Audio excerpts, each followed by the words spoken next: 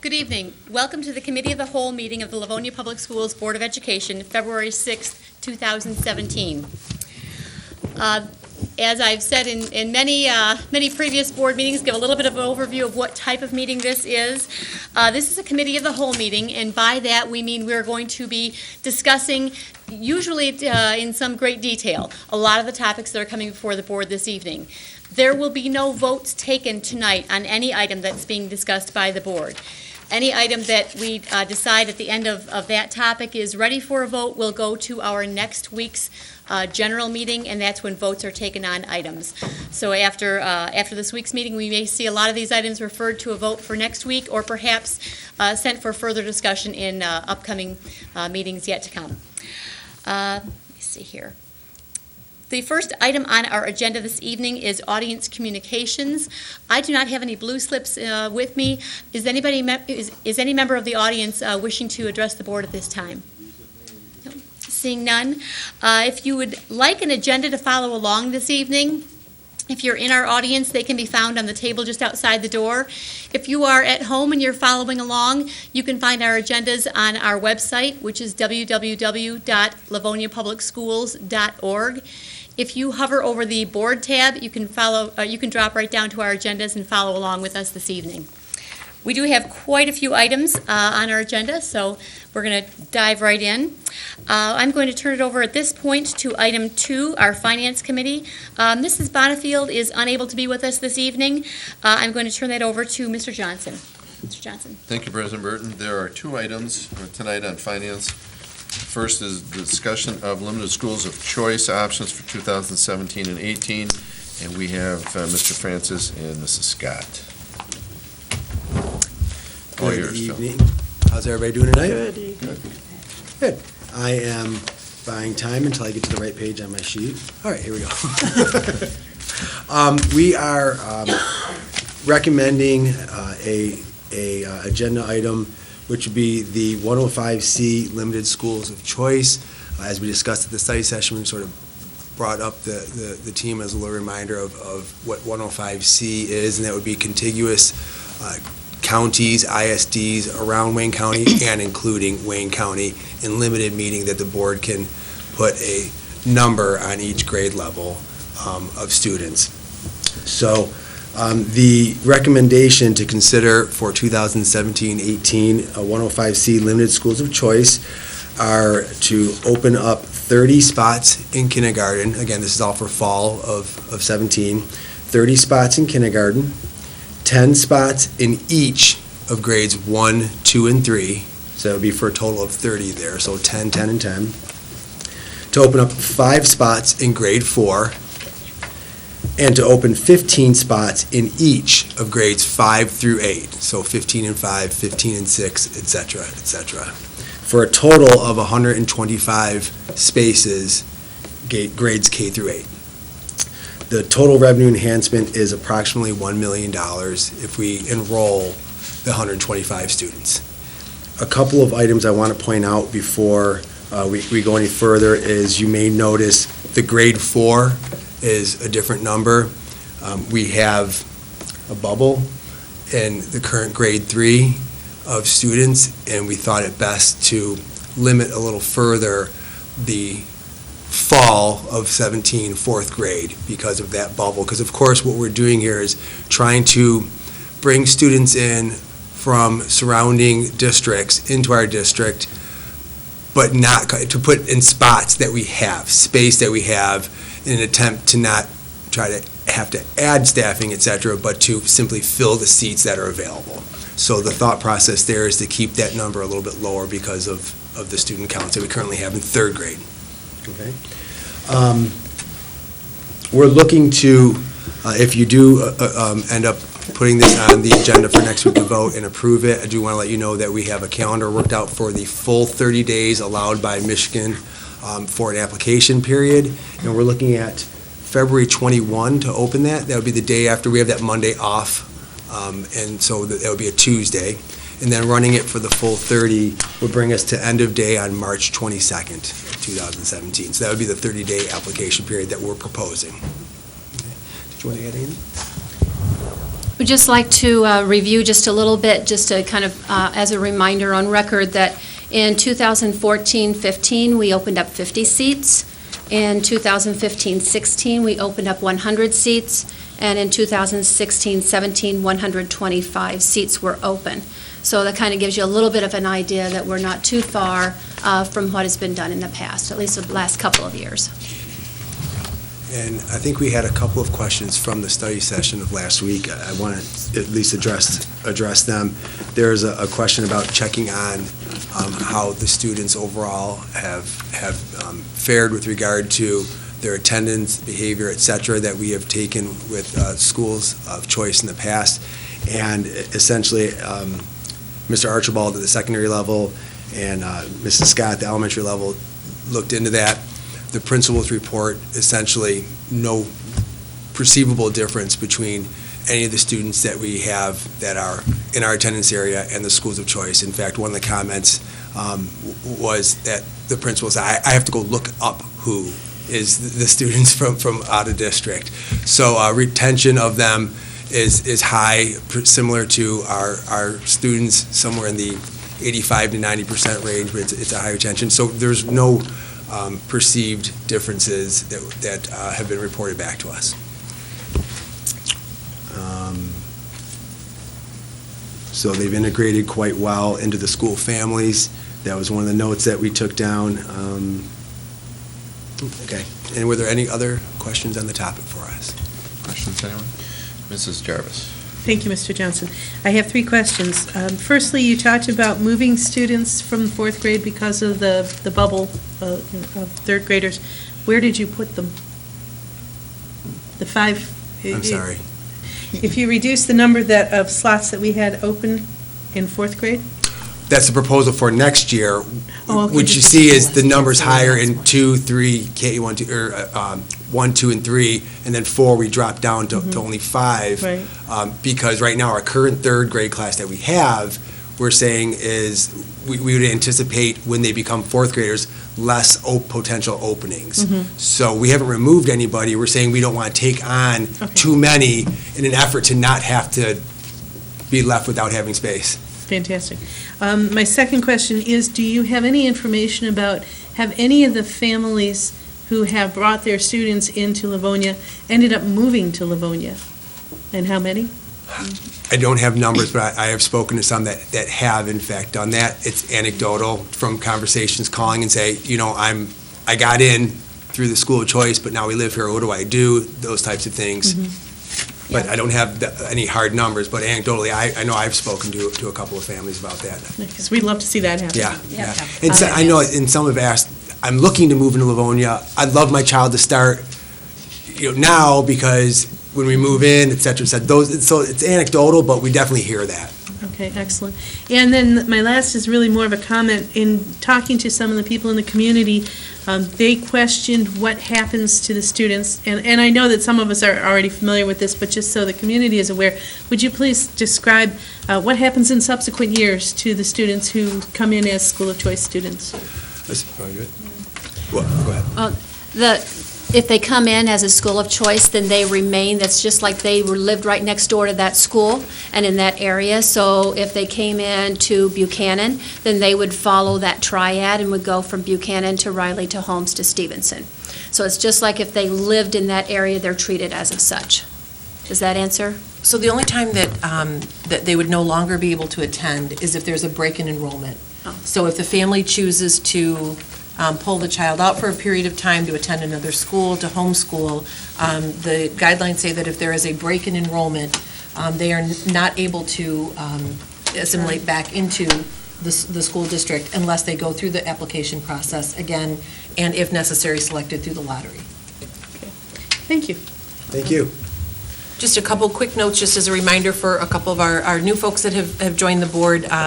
We do not provide transportation for out-of-district students, so the part of the agreement is that the parents will provide transportation. We do receive the foundation allowance from the sending district for those students. And if there is a special education, if it is a special education student that is outside of Wayne County, then prior to formal enrollment, we need to enter into a cooperative agreement with that ISD. So unless it's Wayne County, if it's within Wayne County RESA, then they're already within our county agreement. There's a portion on the application that also asks if your child has an IEP. Anytime we get an application with that, we do immediately involve Dr. Terriell, Director of Student Services. Mrs. Frank, did you have a question? I just had a clarification. You said we have about an 85% retention rate of those students who come, that they stay with the district? About 85 to 90, Okay. which is pretty similar. I mean, families who live here sometimes move for different reasons, et cetera. Same idea. Okay. President Burke? Just wanted to make a point of clarification for our listeners. I know our board understands. These numbers we're talking about, 30 for kindergarten, 10 for first, second, third grade, et cetera, that's not per building. That is over the entire district. So there may or may not be any schools of choice students in any given building.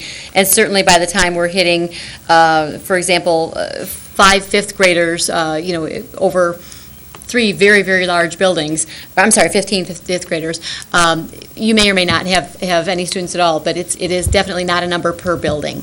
Just want to make sure that folks understood that. And if I may, for a clarification, since you're on the numbers, for the folks at home, and just for the record to bring up again, those numbers are at each grade level. So as we recommend 15 at 5th grade and 15 at 6th grade district-wide, if we get 15 fifth graders, let me back that up. If we get 10 fifth graders and 20 sixth grade applications, that doesn't mean we can combine them to equal 30. It's at each grade level. One other question. I know this is going to be an open window for 30 days for folks to apply. How is this being advertised? Go ahead. We do it through, of course, we e-blast it out, and I know that sounds like it's just with our own community, but that means that they also know people, that want to come into LPS. But we also use the newspaper, we use all the social media, we have the website. We also notify current families in case they have siblings. True. So last year, we personally notified every family that was in our district under 105C and invited them if they had siblings to apply, because those students receive priority placement, meaning if there is a lottery, those students are automatically given a spot prior to the remainder of those students going into the lottery. Okay. And the priority, just to clarify, because this came up last year with one family, the mother did not understand that priority meant that she still had to apply, but the other child would be, she just thought it was an automatic item that the next child would also get a spot. Families still need to apply for the other sibling. If you have one child or more in our schools now, and you have another child you'd like to bring in on any of these grades, an application must be filled out within the 30-day window, and then priority is given, but it's not an automatic thing. We need the application. I just wanted to feel better about putting that out there again. Okay. And you said all of our existing schools of choice families are being sent a specific They will email be sent about notification this? on that. Okay. Alrighty, thank you. You're welcome. Any other questions? One question, Mr. Francis, you had touched on a little bit earlier. If you have an out-of-district school of choice student that comes in, but the family then moves into the district, does that student's status now change? What we do is, it's easy to work in an example, just to play it out. So if a student was out-of-district 105C school of choice, and that student's school happened to be Cleveland, for example, and they ended up moving in during the 3rd grade of that student, and they moved into the Roosevelt area, let's just say for an example. That student would have the option to stay, because that is Cleveland, we've said, is their school. They would stay at Cleveland. But of course, if the family said, oh, I'd like to attend my home school, we would honor that as well, because they live in the Roosevelt attendance area now. So the option would be theirs, but we would not force them to move to Roosevelt, but they would still need to provide their transportation. Okay, but that student would no longer be a school of choice student. Correct. But once we get them in, frankly, we don't designate them as such. So their only designation is for this process to follow the state guidelines on this.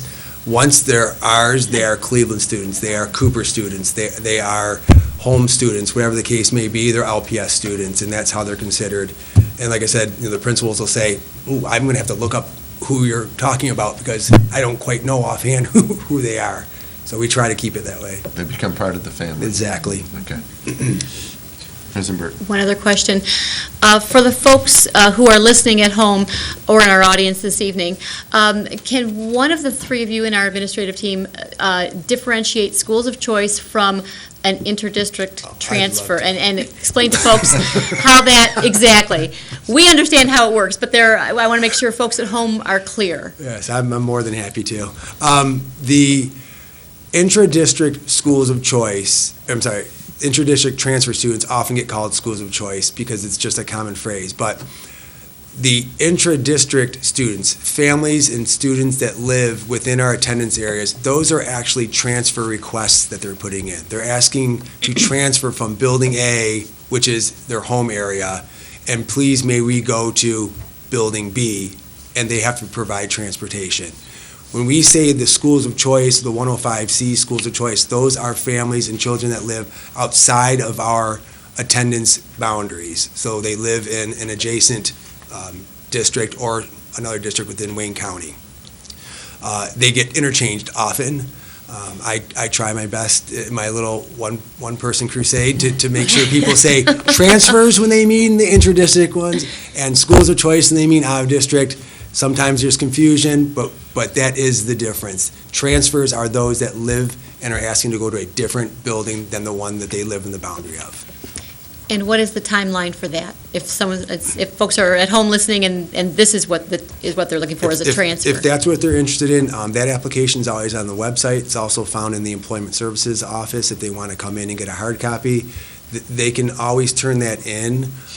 We have our website under the Parents tab, I believe, has a timeline up there for that of when we will make a decision on them. Essentially, we are wanting to gather those in now, and then at this times at the secondary level that they do the scheduling for spring, we want to have an answer for families by then. For the other levels, the elementaries, I'm blanking on the exact date that we have on the website, but we want to give an answer in the spring as well. We have some extra discussions we have to have based upon the reconfigurations of boundaries for next year. So we're a little up in the air on answering some of these, especially at the K-4 level, but that's because we need to have the information before we want to answer folks. But at any time, they can certainly fill one out and turn it in to the Employment Services Office. And if I understand correctly, those are granted based on space available. Is that correct? Correct. And it's actually space not only at a building, but at the grade level at that building. And that also can become a confusing point for families where they say, but you said my third grader could go there, but not my first grader. How come? There are different numbers of students in grade to grade and building to building. So it is space available. We certainly do our level best to try to figure things out, but students who live in the attendance area obviously have the priority of seating, and we want to then move from there on a space available basis. Thank you. You're welcome. Any other questions? Seeing none, we'll put this on for a regular agenda. Thank you. Thank you. Appreciate it. That'll move us to item 2B, discussion of athletic interest survey, and Mr. Archibald will be our presenter. Phil will do a dance until you get up there. I can hum a few bars. I'll go quick. Good evening. Good evening.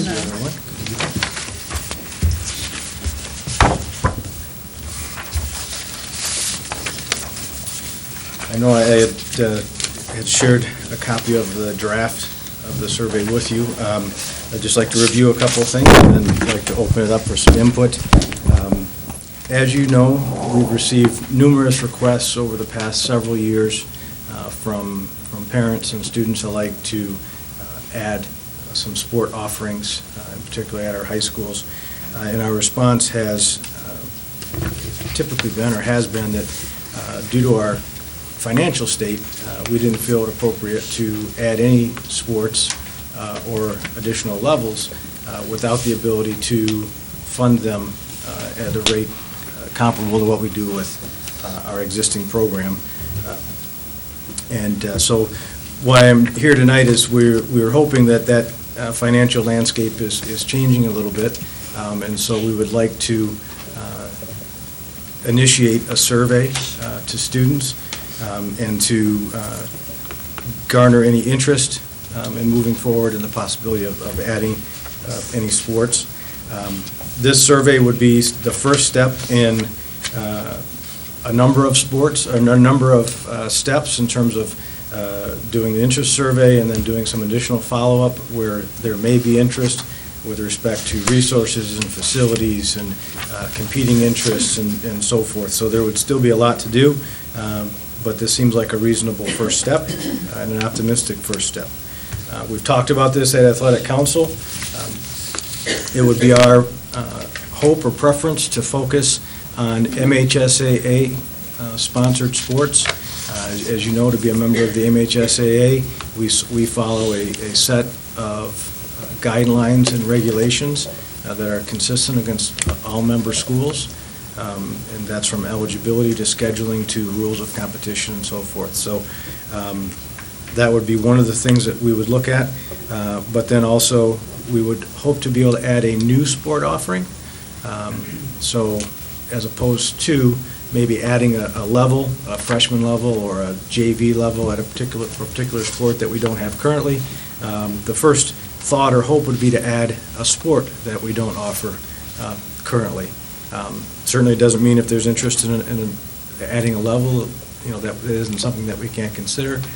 But again, Athletic Council really want to look at, trying to get it an opportunity for kids that we may not currently present an opportunity for. The thought would be to put together a cover letter, email that out to parents, just to have the parents remind their students that we'll be sending this survey out to their school email account. That will allow us to monitor the results, as well as students can only take each survey one time. I'd also like to, either in a separate survey or in response to the cover letter, provide an opportunity for parents to provide some input as well. So that's our first thought.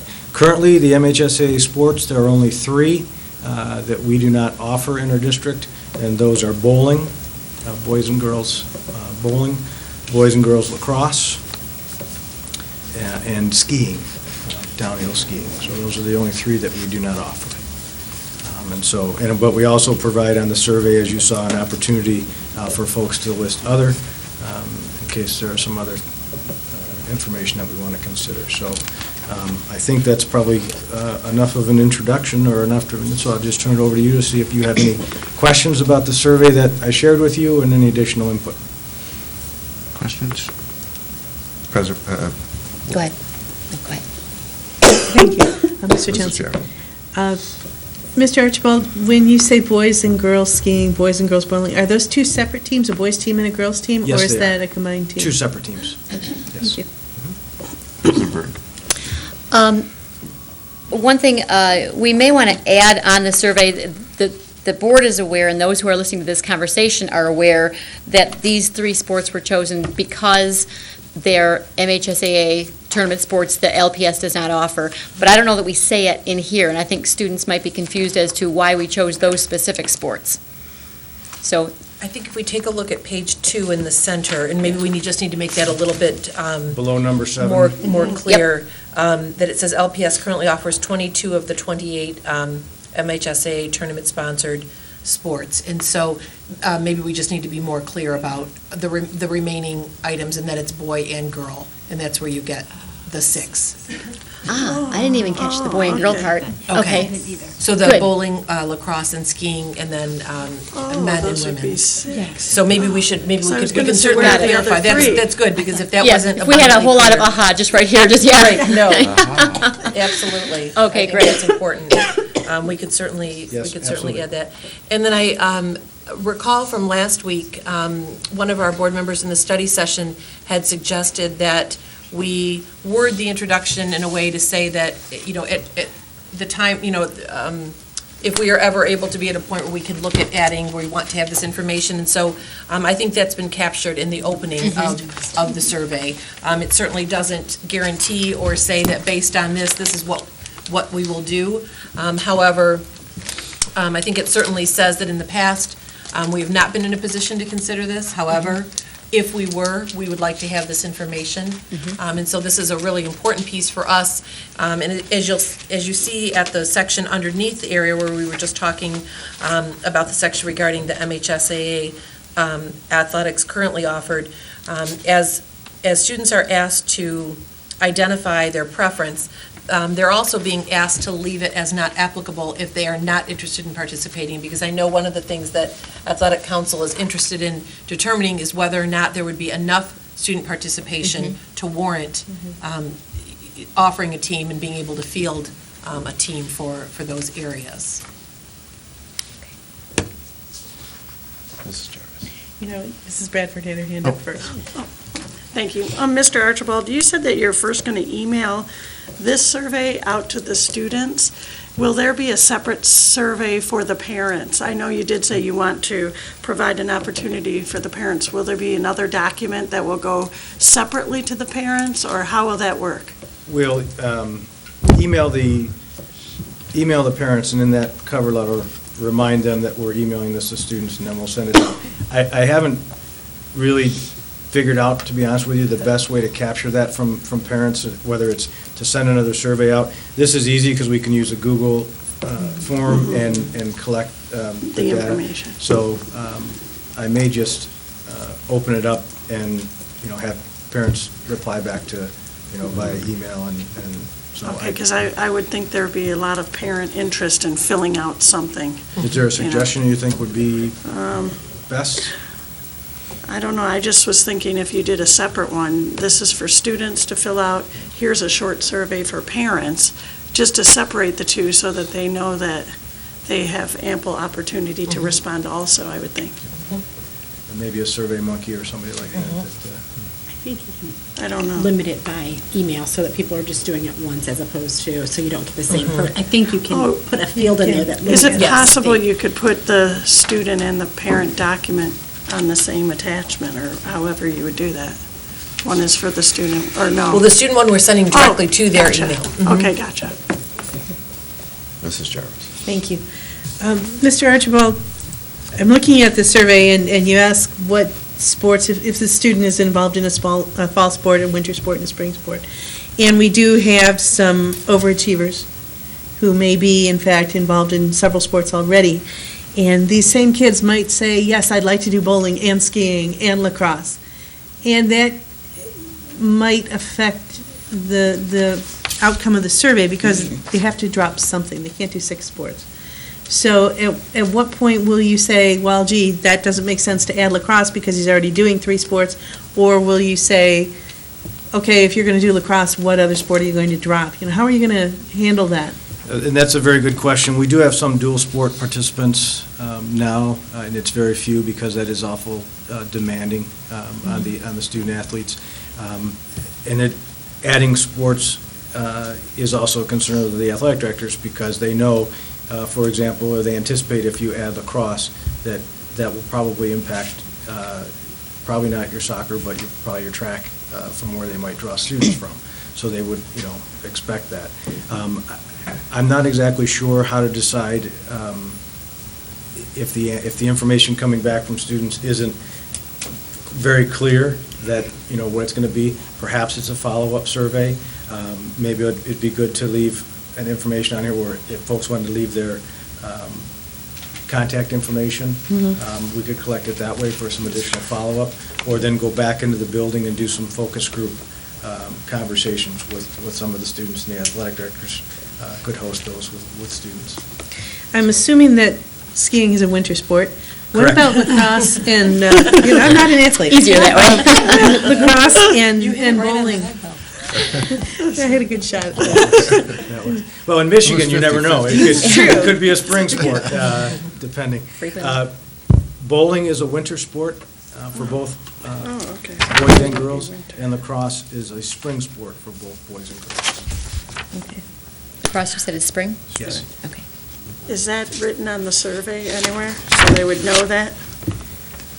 That might be helpful to put on the survey. Sure. That's They may not know.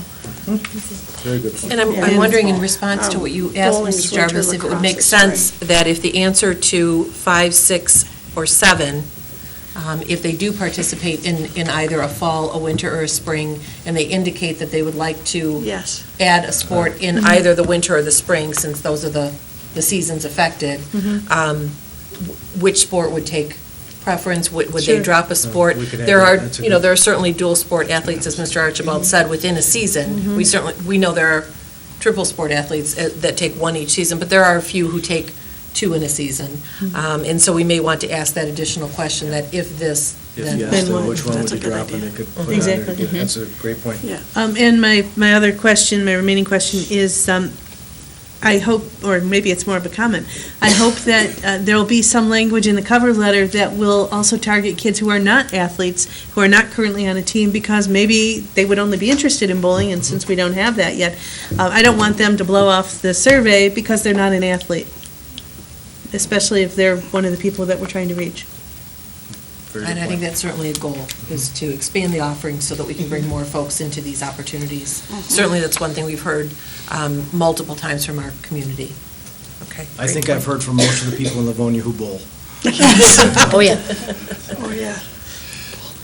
President Ward, did you have This may seem like a crazy question, but how often do students check their email? Because I don't want this to go under their radar because they just don't check it real frequently. I mean, a lot of us check ours daily, but I know students may or may not fall in Should I that put category. something catchy in the Yeah. subject? I mean, I don't know if that's something that on a regular basis, at third hour, everyone checks their email or Yeah. what have you. I don't really know, to be honest with you. I can check with IT to see if they know in terms of the activity. That's part of the reason, too, why we would send the cover The letter parent to. cover letter, to say, look for Parents this. to Okay. direct their kids there. If we don't seem to be getting the types of responses, we can always go to a paper and pencil through the athletic director. They had brought that up initially, or something, initiated more at the school level and communicated and administered that way. So, Okay. Thankfully, we're really not saddled by time, so we can take a pass at it, and if we don't seem to be getting sufficient responses, we can circle back and go at it again. Okay. Yeah, and I would just concur with what Mr. Archibald said. For the families that have actively been advocating, our assumption is once they see this email come out, that they'll be, one of the things that it will say is, please encourage your child to check his or her school email for this important survey. Okay. And so that hopefully will spark some of that dialogue as well. So, and we'll know, I mean, based on, I'll use the bowling as an example, on the number of folks who have contacted us over the course of this year and the past few years, if we got very low responses back, that would be an indicator to me that we didn't do something right. To Right. go get the information, because we know that. We know there's they're out interest there. in our Yeah. community. other questions or comments? I think you're clarifying this for me, but based on, it sounds like your feedback that you've gotten over the years, that's why we're choosing additional sports instead of going deeper in, say, a basketball or something like that, instead of doing the JV. The athletic council decided to do this to offer more diversity in our programs, or if you could just articulate a high level of why. Couple things. One is, it provides us an opportunity to provide an opportunity for some students that we may not be currently providing an activity for.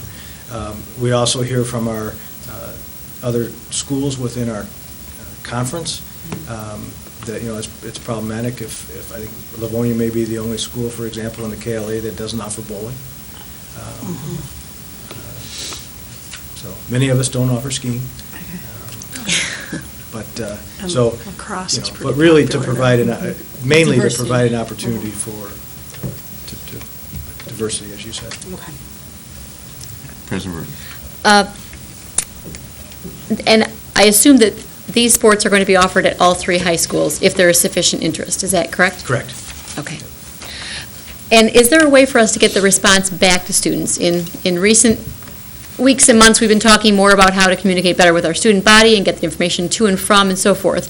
But can they get the results or in some format of their survey so they know what happened with it? We can be sure to keep folks posted with a summary or a status of where we are in the process, either back to parents as well as then back to the students who took the survey, absolutely. Mrs. Jarvis? Thank you, Mr. Johnson. Mr. Archibald, is this decision to add the teams going to be done on a district-wide level, or is it going to vary by school? So, for example, if Stevenson has a high interest in adding skiing and Churchill doesn't, would we add skiing at just Stevenson and not at Churchill? My initial thought would be this would be a district-wide decision, and like our sports are currently, if there aren't enough students at a particular school to offer a team, which happens from time to time, then it just wouldn't run that particular season. Thank you. Anyone else? Then we'll put this on regular agenda. At Or this when it's point, just a yeah, at this survey, point, right. we just wanted to keep you updated. Okay. And so once we get the results, we'll bring it back to Athletic Council, District Athletic Council, and then we'll bring it back to, through the normal process of the study session and committee meeting, if there's a recommendation to be made with regard to adding these options for students next year. Excellent. Thank you for your input. Thank you. Don't go away. Because I'm You're up now next. taking off my finance hat, putting on my building and site hat. Go right ahead. You look just the same. I look- Yeah. We have a number of items under building and site, and the first is, Take your time. I can talk really slow, Phil. All right, our first item, 3A, purchase of furniture for secondary schools, 2013 bond. Mr. Archibald. Okay, so Lady Gaga gets down from the top of the stadium without a hitch. I can't get from here to there and back without, I saw the without strings. problem. I saw So- the strings. Thank you, Mr. Burton, or Mr. Burton. How was that, Mr. Johnson? No. I've been called Mrs. Burton, I call Mrs. Jarvis. Okay, I wear a lot of hats, Yes. You learn to be flexible. as long as it's just the hats I'm wearing. all right. We're here tonight to make a recommendation for a secondary purchase for furniture at the secondary level. You'll recall this past summer, we purchased 6,200 student desks and 6,600 student chairs. We learned through that process that several of our schools were very conservative in their orders, and so what we would like to do now is to go back and order a quantity of chairs, 465, or 660 chairs and 465 desks. And in addition, we'd like to order 50 desktops that we can keep in the warehouse to repair anything or replace anything that's damaged. In addition, 30 desks and 30 chairs that we would also store in the warehouse, so they'd be available as needed. These would be the same chairs and desks, again, that we purchased and from the same vendors. The cost and the prices are consistent with the bid prices that would be paid for through the 2013 bond. And I think with that, I can open it up to questions. Questions? No questions? Mr. Archibald, it also talks about the 50 loose desktops. Are those just the desktop itself? Yes, and the hardware. Okay, and those are for what, maintenance purposes, or if we need to In case one repair? gets defaced or something that we can't do anything with, we can take the old top off and put a new top on. Okay. IKEA. Do you anticipate further furniture purchases under the bond? I do. Once we're done here, this should replace, the only single student desks and chairs that we should have left in our secondary schools, if you remember I think it was a blue one-piece model that was purchased, and schools have been purchasing a number of them over the past 3 or 4 years. They're still in very good condition, however uncomfortable they may be. They still are in very good shape, so those should be the only single-student desks and chairs that we have left in the schools after this purchase. Our next object of the secondary schools would be to go through and look at what our next highest needs are, whether it's two-person tables, cafeteria tables, computer lab tables, art lab tables, and really start to look at what some of our other furniture needs are. And we have room in the budget to do that. Okay, good. Question, Mrs. Burton? And Mr. Archibald, when we went out for the bond, it was our anticipation that we would be replacing about 75% of the furniture in the district. So is this roughly where we are right now in terms of the single student desks? Are we still at that 75%, or are we off one way or the other by that? This is probably, I know from asking the question of the schools, but it's so hard because in one room you have art Yeah. tables, in another room you have a desk, in another room you have a two-person table, so It's true. exactly what are you asking me? And I only know that because that's pretty much what they've said to me after several of my emails where I keep asking the same question. So we're, sounds like I we're would say mid-stream. it is about 90% of the single-student desks will be replaced. And that probably represents about 60% or a little bit less of the overall student classroom furniture. Okay, thank you. Any other questions? All right, then this will go on regular agenda. Thank you, Mr. Archibald. Thank you, Mr. Jensen. Do you need to make any trips back here for your next item, or are you all set? No, I think I botched that enough. I'm ready Okay, to go. so we'll go to item 3B, purchase of acoustic and digital pianos 2013 bond. Thank you. I'll ask Melody Provencher to join me.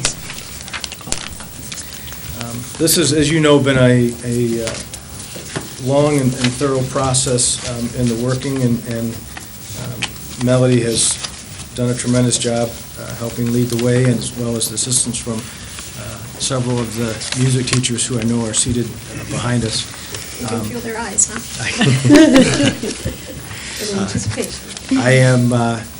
I did have the opportunity to speak with our new board members between last week and this week, but I'd like to do just a quick recap of our process, if you will, because again, it has been a long time in the process. So in September of 2015, all of our K-12 music teachers visited an area vendor. We knew at that time that we had a committee that was going to be working on piano purchases.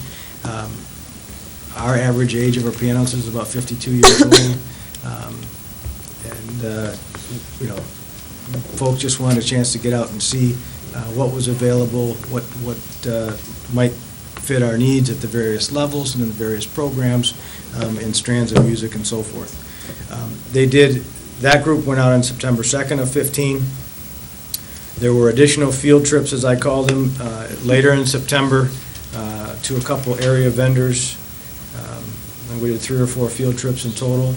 And then we brought our instrument committee together, as well as knowing that this was a, not necessarily complicated, but complex and involved purchase with a lot of specific needs for folks. We invited any music teacher in the district who wanted to come in and be a part of that. So we talked about all the models that we had looked at and their functionality and so forth, and folks talked about at the K4 level, this is really what we need, and at the 5-6 level, we need this, and we could use this for vocal, and we could use this for instrumental, and so forth. So with that, then we also did through November and December of 2015, had a company come in and assess the condition of our current pianos. Our hope was to be able to repurpose at least a small number of those. That number kept getting smaller and smaller as the pianos were evaluated, but we wanted to continue to get what we could out of the pianos that we had. In April of 2016, an RFP went out. We did 4 separate RFPs. As you know, because you've purchased the grand pianos and the baby grand pianos already, and then for the acoustic and the digital pianos. Melody has involved a large number of our teachers, both making field trips and offering input, and many of the teachers even going back to the area vendors on their own time to help flush out this decision. Back in July of this year, when we decided, I think it was, to go forward with the grand pianos, we made a conscious decision at that point, based on some specific questions from one of the vendors and from a couple of the board members, that we wanted to hold on the purchase of the recommendation for the upright or the digital pianos at that time, to do some additional due diligence. And so I asked Melody and a group of the teachers in August to visit another vendor, to look at some additional pianos, to see if there was, if they could identify one or more pianos at either type that they felt met our needs and met the specifications that the committee had worked out. So in a minute, I'll let Melody talk about that. And again, well, I'll leave it at that. So I do want to clarify, it's February, obviously. That was done in August and September. I want to make sure that I don't want to disillusion anybody. We have not been working on this continuously since September. The work was done. We hadn't had a chance necessarily to get together and formalize our thinking, but a couple other things stepped up in front of it on the docket. So I don't want folks to think that we've been literally working on this for the last 4 months. So Melody, I want to turn it over to you. Okay. Well, first of all, good evening, Superintendent Quist, and to the board members. It's nice to be in front of you once again. On behalf of the music staff, I'd like to say thank you for approving the grand piano purchase earlier this school year. Well, yeah, the school year, not the year. I had the opportunity actually to support the high school staff as they play tested and selected both their stage and classroom grand pianos, and we have two of the high school staff here who got to go through that. They're visiting behind us. And as they selected both, they were allowed to go in and choose the piano that best fit their needs at their building. So that was really an exciting time. At our November professional development, the music staff was able to play the new concert grand pianos in both the choir room and on the stage at Franklin High School. We really enjoyed just kind of having some fun with that. The students at all levels will definitely benefit from these pianos because we do a lot of triad events. So again, thank you on behalf of the whole staff for that piece.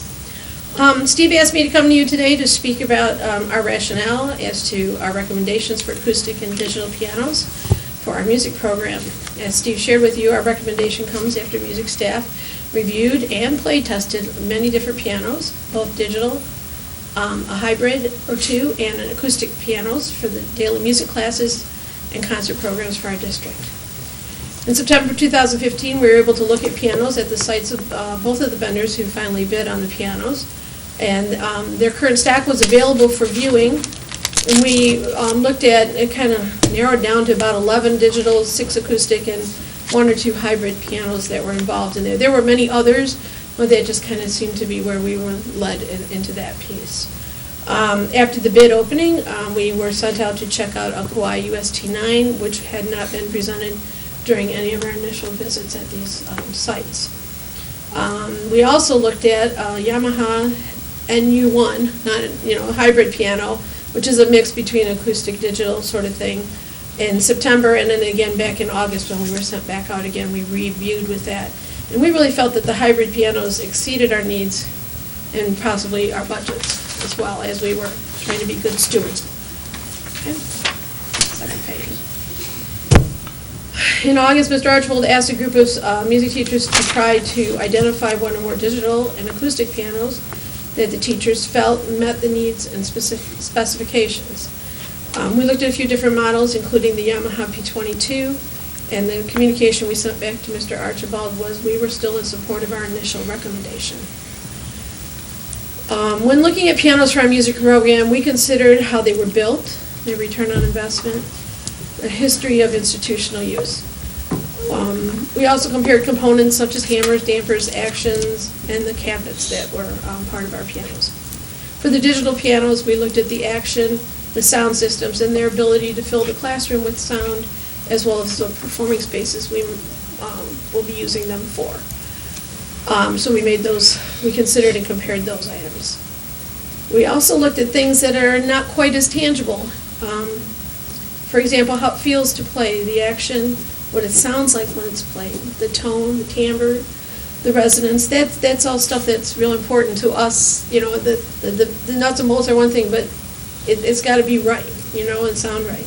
So when looking at both the digital and acoustic pianos, we wanted to make sure they would complement all disciplines, both elementary general music, band, orchestra, choir, all of our disciplines in music. And after much review, we brought you choices we felt would best meet the needs of our schools and our music staff at all levels, K through 12. So thank you for allowing me to share these thoughts with you, and I'd like to thank you to the few people that are behind me who put in probably just as much work as I did, some of them even a little more in some instances, and some bits and pieces that we did. It was definitely a team effort between pretty much the entire music department. It's kind of hard to get 20-plus people to agree on something, and I think we got that. We were very close anyway. So thank you for allowing me to talk to you today. Thank you, Melody. If I can, I'd just like to share the particular models that we looked at and some quantities, and then open it up to you for questions. And the digital piano, currently, we know from our assessment, at least 54 pianos throughout the district. There's a good likelihood that there may be some others tucked in closets here or there that have passed their useful life. We don't have currently digital, you mean acoustic? No, acoustic. Acoustic, I think you said digital. Did I? Yes. I'm sorry. I want to clarify, when you said I'm 50, sorry. I'm going, wait, yes. That's okay. That's okay. So just pianos throughout our district. In total, the purchase, including the grand pianos, as well as the digital and the upright, is 59. And the increase with our new performing arts centers and the spaces there and the practice rooms, we pick up some additional locations in need of pianos at the high school building. So those are our numbers. Our recommendation for the digital piano is the Roland HP 605. We're requesting 26 of those. It's a total of a little over $84,000. The upright acoustic piano is the Boston UP 118 SPE. And again, 27 of those, and that purchase is a little over $185,000. I did have some communication with the vendor because it's been a while since we received those bids, and they are willing to honor those prices, which were submitted now probably some 9 months ago. So with that, I'll leave it up to. Just one point of clarification, are those, in those purchase amounts, are within the overall allocated budget, is that correct? Yes, definitely. And one other, before you ask the question, I know with two of our K-4 buildings going offline, if we get these soon enough, would obviously get those buildings for the remainder of the year, and then that would be an opportunity for us to use 2 fewer refurbished pianos at 2 of our high schools. So that's our thought process. Questions? President Burton. You said there were a total of 59. I assume we have the 3 baby grands and the 3 grands that we've already purchased, and that's what brings us from 53 to 59. Is that right? Okay. The rest is more of a comment than a question. Number one, I'd like to thank our voters who approved our bond, and so many, many, many things are coming into our district because of that support we have from our community. And these musical instruments that are my age, and we'll just leave it at that, my age, I don't want to be replaced right now, but I sure want our pianos to be replaced and serve our students well for so many more years. So thank you to our voters who supported this bond and who are bringing so many really exciting things into our community for our kids. Secondly, I would like to thank our committee, who has been, quite honestly, through more grueling questioning over this purchase than is typical for most purchases. Thank you, thank you, thank you for sticking through it all, for studying and restudying and restudying and coming back again and again and again with the information at the request of our administration and of our Board of Education. You guys have been top-notch, and you've endured more scrutiny over this purchase than is typical. And we thank you for that. It is a large dollar purchase. We want to make sure we get it right, and we want to make sure the community knows we're getting it right. But you've been through more than typical, and thank you. Lastly, for myself, I trust our committee. I trust our music teachers. You folks have been with our district for so long. You know your classrooms far better than I do. After studying these things, and this is typical for a lot of major purchases, we ask our staff who use the items themselves, go out, check it out, test it out, come back with recommendations. If the public's not aware that that's how a lot of this works, and then we study it, we make sure it's within budget and so forth. But I trust our folks who have done all this work for us. I trust our music teachers who have gone out and spent a ton of time making these recommendations, and our administration that makes sure that it fits within our budget and within our scope of work, and I will be fully supporting this. Other questions or comments? Mrs. Jarvis? Thank you, Mr. Johnson. Firstly, a couple of my questions you've already answered, so that's really great. Also, I'd like to, again, commend the committee. Thank you for going back and making sure, because it is a big-ticket item. And, I've got a little guy who's a piano player, and God forbid he should get a piano that doesn't meet up to his specs. And, let's see, what happens to the old pianos? Do we have any old digital pianos? I think we do have a couple. I don't think that, there's none that are being used as classroom pianos. I think there's one at Churchill. Well, yeah, but they are usually the jazz band. It's Okay. like a jazz band sort of thing. It's not necessarily a classroom used piano. Okay, so that will continue, That we'll will just continue add to the stay there collection. as the jazz band piano, yeah. Okay, and what happens about the schools that are being updated? Are they going to hold on to the pianos until the school is finished, or will they bring them in and then we have to find something to do with them? Well, I'm thinking specifically Churchill. We'll have to evaluate that based on where we are in the renovation cycle, like we did with the grand pianos. I believe they brought in one of them and they held on to the others, so we'll work that out with the vendor, and they know what we're going through in terms of the renovation. So as anxious as we are to get them into the buildings, we also know they're temperamental, and we don't want to be moving them Yeah, any absolutely. more than necessary, so but we'll continue to coordinate that carefully. Okay, and let's see. You mentioned that the schools that are being taken offline, if the pianos are available before the end of the school year, they would have those in-house, and then I was confused after that. We are currently, the current plan is to use 6 refurbished pianos, so our existing stock worked up a little bit at our high schools, and so we would be able to take those digital, at least 2 of them, use 2 fewer refurbished pianos at 2 of our high schools. Okay. Is that, I really don't know how they're going to be distributed across the district. I'm kind of thinking that all the schools would get one acoustic and one digital. currently, and I can provide this to the board, all of our K-4 buildings will get 1 digital piano. Our 5-6 buildings, Webster and will get 1 digital and 1 acoustic. Our 7-8 buildings will get 1 digital and 1 acoustic, with the exception of 2 of our buildings are getting 2 acoustic to replace what they have now, because they have 1 on stage and 1 in a classroom. And then it varies at the high schools based on the ensemble rooms, the practice rooms, the classrooms, and so forth.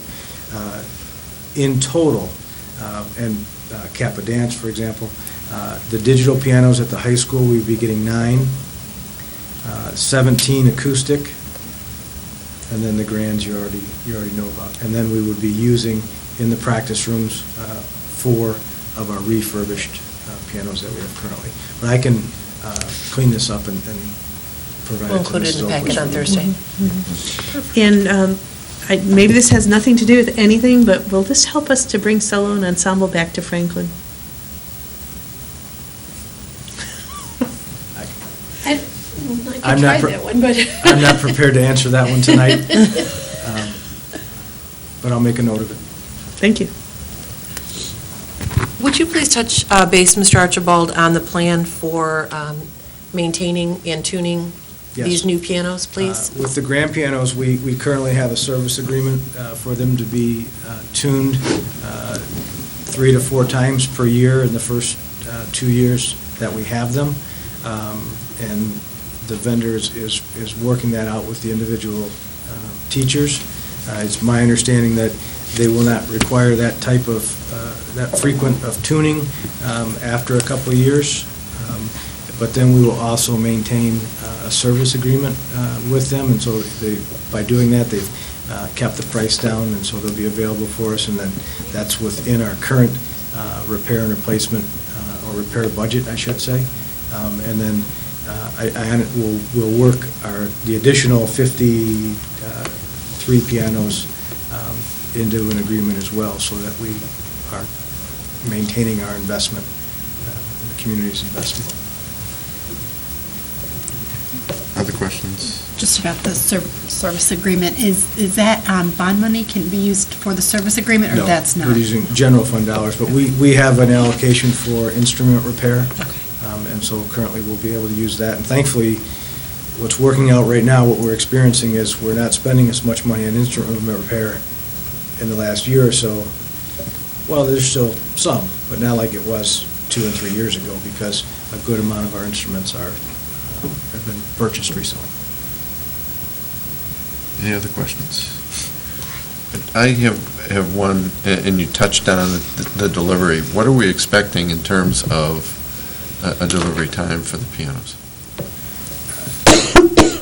A while ago, and I'll confirm the exact delivery date, because with this quantity, not knowing where we're at in the purchase, I've purposely held off on having any conversation with the vendor with regard to their availability. And if it looks like it's going to go forward, then I'll contact them and get some more specific information on that. Okay, thanks, Steve. Could we do that, include that information in the update, please, Yes. for the board? Other questions? Seeing none, are we in agreement to put this on regular agenda? Yes. Okay, very good. Thank you, Melanie. Appreciate you being here. Thanks, Steve. Thank you all very much.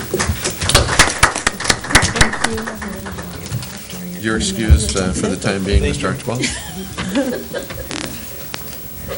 We'll move to item 3C, and Mr. Francis will be doing his soft shoe while he gets to the table on the purchase of the Caterpillar Wheel Loader 2013 bond. Mr. Francis. You know you're excited for this topic, aren't you? Okay. Any kid that had A Tonka truck A Tonka of any truck. sort.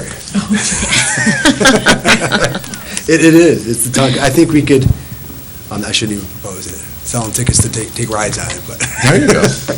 We actually have some already, so this is actually a Revenue recommendation to replace. Want to bring up the discussion of purchasing a 2017 Caterpillar 926M wheel loader. This is a purchase that would be out of the bond, and it would be in order to replace. We actually have 2 of these currently, and one of them is from 1998, so we would like to replace the one from 1998, and the newer one is from 2000, so that gives you an idea of how long we keep these items and use them. So we wanted to point out that over the past couple of years, it's cost us about $20,000 to keep the current one, the 98, under repair and keep it moving, keep it working. The district wheel loader is really a necessary piece of equipment. We use it for multiple items. One, as I mentioned, the study session would be snow and salt. For example, obviously loading the salt onto the trucks, et cetera, out of the shed. Using it when we have a snow event, especially when anything's 5 inches or more, moving that snow around after the plows have pushed them up into piles that are too high. You can move that around and take it out into the field, but we use it for a variety of items. We'll use it to, obviously with excavating, we'll use it to move and haul dirt. We'll use it to just move large items. It's a powerful piece of equipment. It can move large items. It can tow items around. So it gets used year round. And we do have a couple of employees on the maintenance staff who are certified to drive it. And in time, when we have a couple more who are ready, we'll certify them. But it's a piece of equipment that's necessary, that gets used year round, gets used in multiple ways. So that is just giving you a little bit of background on the heavy lifting and pulling that does. I do want to point out a change from last week when we were together last Monday night. Brought you just give you the heads up on this request to purchase. And at that time, we had a bid from early December using the My Deals. And it was through specifically Caterpillar and Novi. When we went to confirm with them before coming to this meeting early last week, much like when you go to the car dealership and you got your eye on that nice shiny vehicle and you kind of hem and haw and wait a little bit, well, our processes take some time, as you know, and it got sold. So we did ask them to bid off the My Deals again for 2017.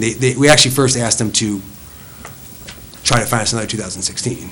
And they looked around for a couple of days and came back to us and said there aren't any out there. So who'd have thought it would have been such a hot item that we need to get on that. So we do want to bring the proposal that's been amended and revised for 2017, CAT 926. It's $4,454.24 more than the 16, which is not surprising, being the newer model. So at this point, we still will be trading in the 1998 that we have, and they're still honoring that same amount of $35,000 trade-in. So the 17 CAT 926 is $138,985, and that will bring the bottom line price to $103,985. So I want to open up for any questions. Questions? Comments? It's yellow. Mrs. Bradford, That was going to be my question. No, just kidding. 4 wheels. Mr. Francis, you said that it comes with a warranty, and there's something in here about an extended warranty? Is that? It comes with a 12-month. They, I think as a practice, will price out an extended warranty, just like you do when you go to the car dealer and say, for a little bit longer and a little bit more, we'll cover it. So we do not intend to use that, correct? Okay. Thank you. You're welcome. Mrs. Burton. I just wanted to point out that this is from the 2013 bond. So this Correct. is with money that we cannot use for classroom purposes. It falls under, I believe, the equipment This section would of be the bond. equipment. Yep, it's not a plated vehicle. It falls under equipment. Okay, thank you. You're welcome. Other questions? Mr. Francis, where are these housed? The 2 of them that we have, Back in the yard. on this location? Yeah. Are they ever transported to other locations, or are they used specifically here? No, wherever it's needed. For example, upcoming in the spring, they'll be used to be moving some large pieces of playground equipment that we have to remove. So we use it for a variety of items. Well, it Kind of depends like on moving who's the driving. schoolhouse. Yeah, that was cool. A little faster than school. Everything's faster than the school. But it was exciting. It was. I noticed they're Bluetooth enabled. I started looking at the specs and I just stopped. It was funny, but yes, it is obviously an updated, nice piece of equipment, but I don't think it's all as comfy as we think it would be, sitting in it for extended periods of time. Yes. Open rear environment. Wouldn't go in there. Nope. Any Was other this- questions? Is this a basic version for a wheel loader? I mean, is it? There are different electric sizes. model or the- No, mostly The they Bluetooth is they go not off as. Just standard. Yeah, this is, the biggest difference in a lot of these are the sizes, how many yards it can load, et cetera. So this is, actually, there's larger than this. Okay. But this is, they've changed the number. We currently have a 928 that we're turning in, 926. The specs are very similar, just a little more updated from 18, 19 years ago. Okay. Any other questions or comments? Everybody okay putting this on regular agenda? Yes. All right, please mark it so. Thank you. That'll move us to item 3D, update on approvals for Churchill renovation 2013. I'd like to invite Scott Smith from Plant Moran Cressa. Oh, hey. Good evening. Scott is from Plant Moran Cressa, the owner's representative for bond and sinking fund projects, and together we were going to discuss the next several items. I think, did they all get, you all got a binder, right? Right. Yep. Okay. I believe the change orders are the first item, or the next item up, right? Yeah. So, real quick on these change orders, for Sellinger Security Design and Arch Environmental, I wanted to remind the group that we've previously contracted with the above three mentioned companies, and with the option to extend our working relationship via the change order process for them to be retained, again, by the district in order to provide similar work. Since the bond team has been satisfied with the previously contracted work of Sellinger Associates, Security Designs, and Arch Environmental, this request for change orders is essentially an extension of that previous contract for work with an extension of the scope of work to include Churchill High School. The reason I bring that up is oftentimes when we think change order, we think, oh, there's a specific project that went over or is under, there's a refund, there's more money. This is actually a change order in the sense that we are extending our agreement with these companies to continue doing what they have done for us in previous buildings. With that, I think what we'll do is just take the three change orders one at a time and give you, would you like a review of the three of them briefly each and discuss as a whole, or do you want to do one at a time and discuss? I would think one at a One time. at a time. Okay. So starting off, there's the award recommendation for commissioning bids, and that is for, this is for Sellinger Associates, in the amount of, if you flip over here, it's $43,500 with an $8,700 contingency, so a total of $52,200. We had it budgeted actually for $54,000, so we were fairly in line with how it came in. And I'll let Scott talk a little bit about Sellinger and what the commissioning agents do with regard to overseeing mechanical, plumbing, et cetera. Thanks, Phil. Just as a clarification for everybody, commissioning sometimes is an ambiguous term. What does it really entail? Really, we're doing significant work in our mechanical, electrical, plumbing systems in the bond. And from the beginning, we felt it was wise to invest in commissioning. And commissioning is really a third-party vendor that will go through and look at the systems to make sure that things were installed correctly, actually run tests. That's something they do once the work is complete. They also weigh in early on in the design phase. This is work they've actually already started to do. But they'll look at designs from the mechanical engineer, offer suggestions, comments based on their experiences with similar systems, essentially help smooth out the process, make sure that what we're getting at the very end of the project is what it should be and that it's working correctly. So commissioning, we've done this now for the past three phases. We're recommending keeping Sellinger on board here for Phase 4 to do work at Churchill High School. And as Phil said, We'd be looking at a change order amount of $43,500 with a small contingency on top of that to account for anything that may come up along the way. Any questions? Any questions? Scott, looking at, under the fee that's page 4 of A3,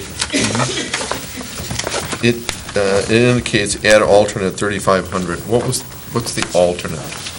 Yeah, this is something we've done at all the other phases as well, but as part of their original number of 40,000, at 11 months, we've asked them to come back and rerun the commissioning, go through some things, and just make sure things are working.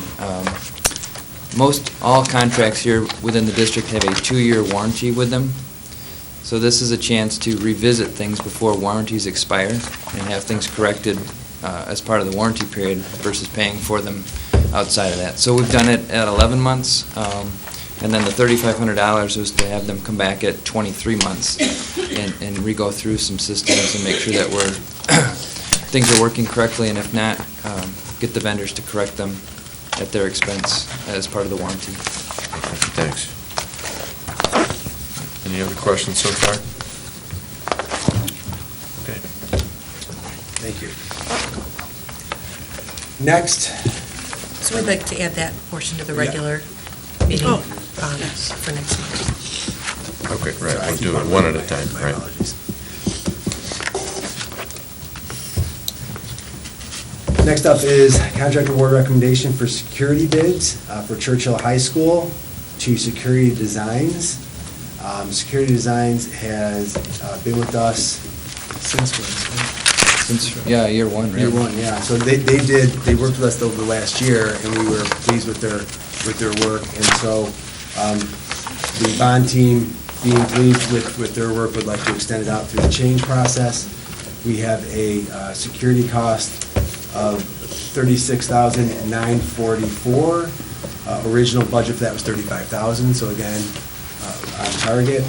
We have a contingency of $7,389, which was originally budgeted for $7,000. So total project cost with contingency, $44,333, budgeted originally for $42,000.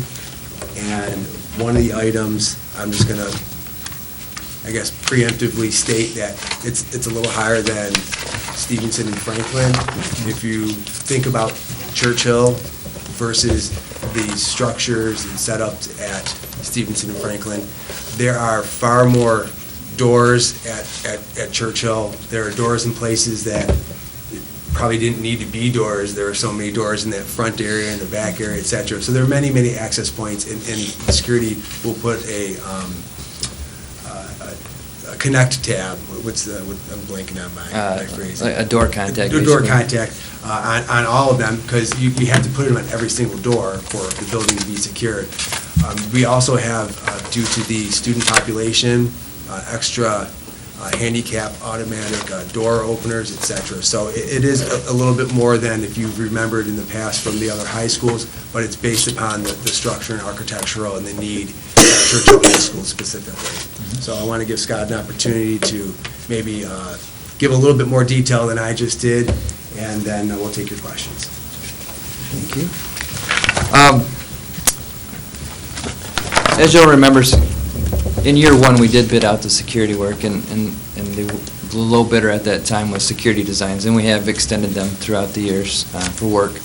We continue to monitor their work, and again, we've been very satisfied with the performance of them.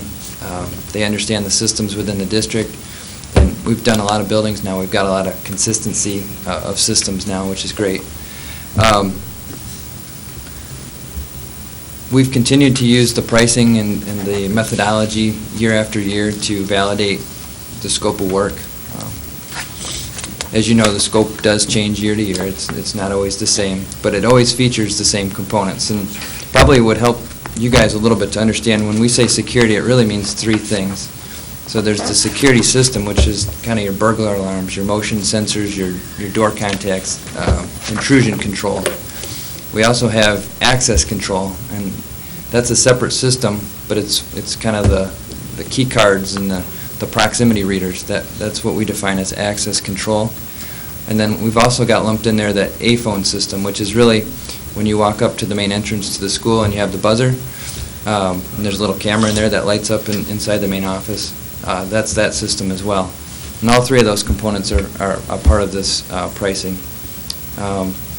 As Phil mentioned, the security piece at Churchill is really higher than some of the other schools, and most of that is predicated upon the quantity of doors. There are more than twice as many exterior doors at Churchill than Churchill or Franklin, believe it or not.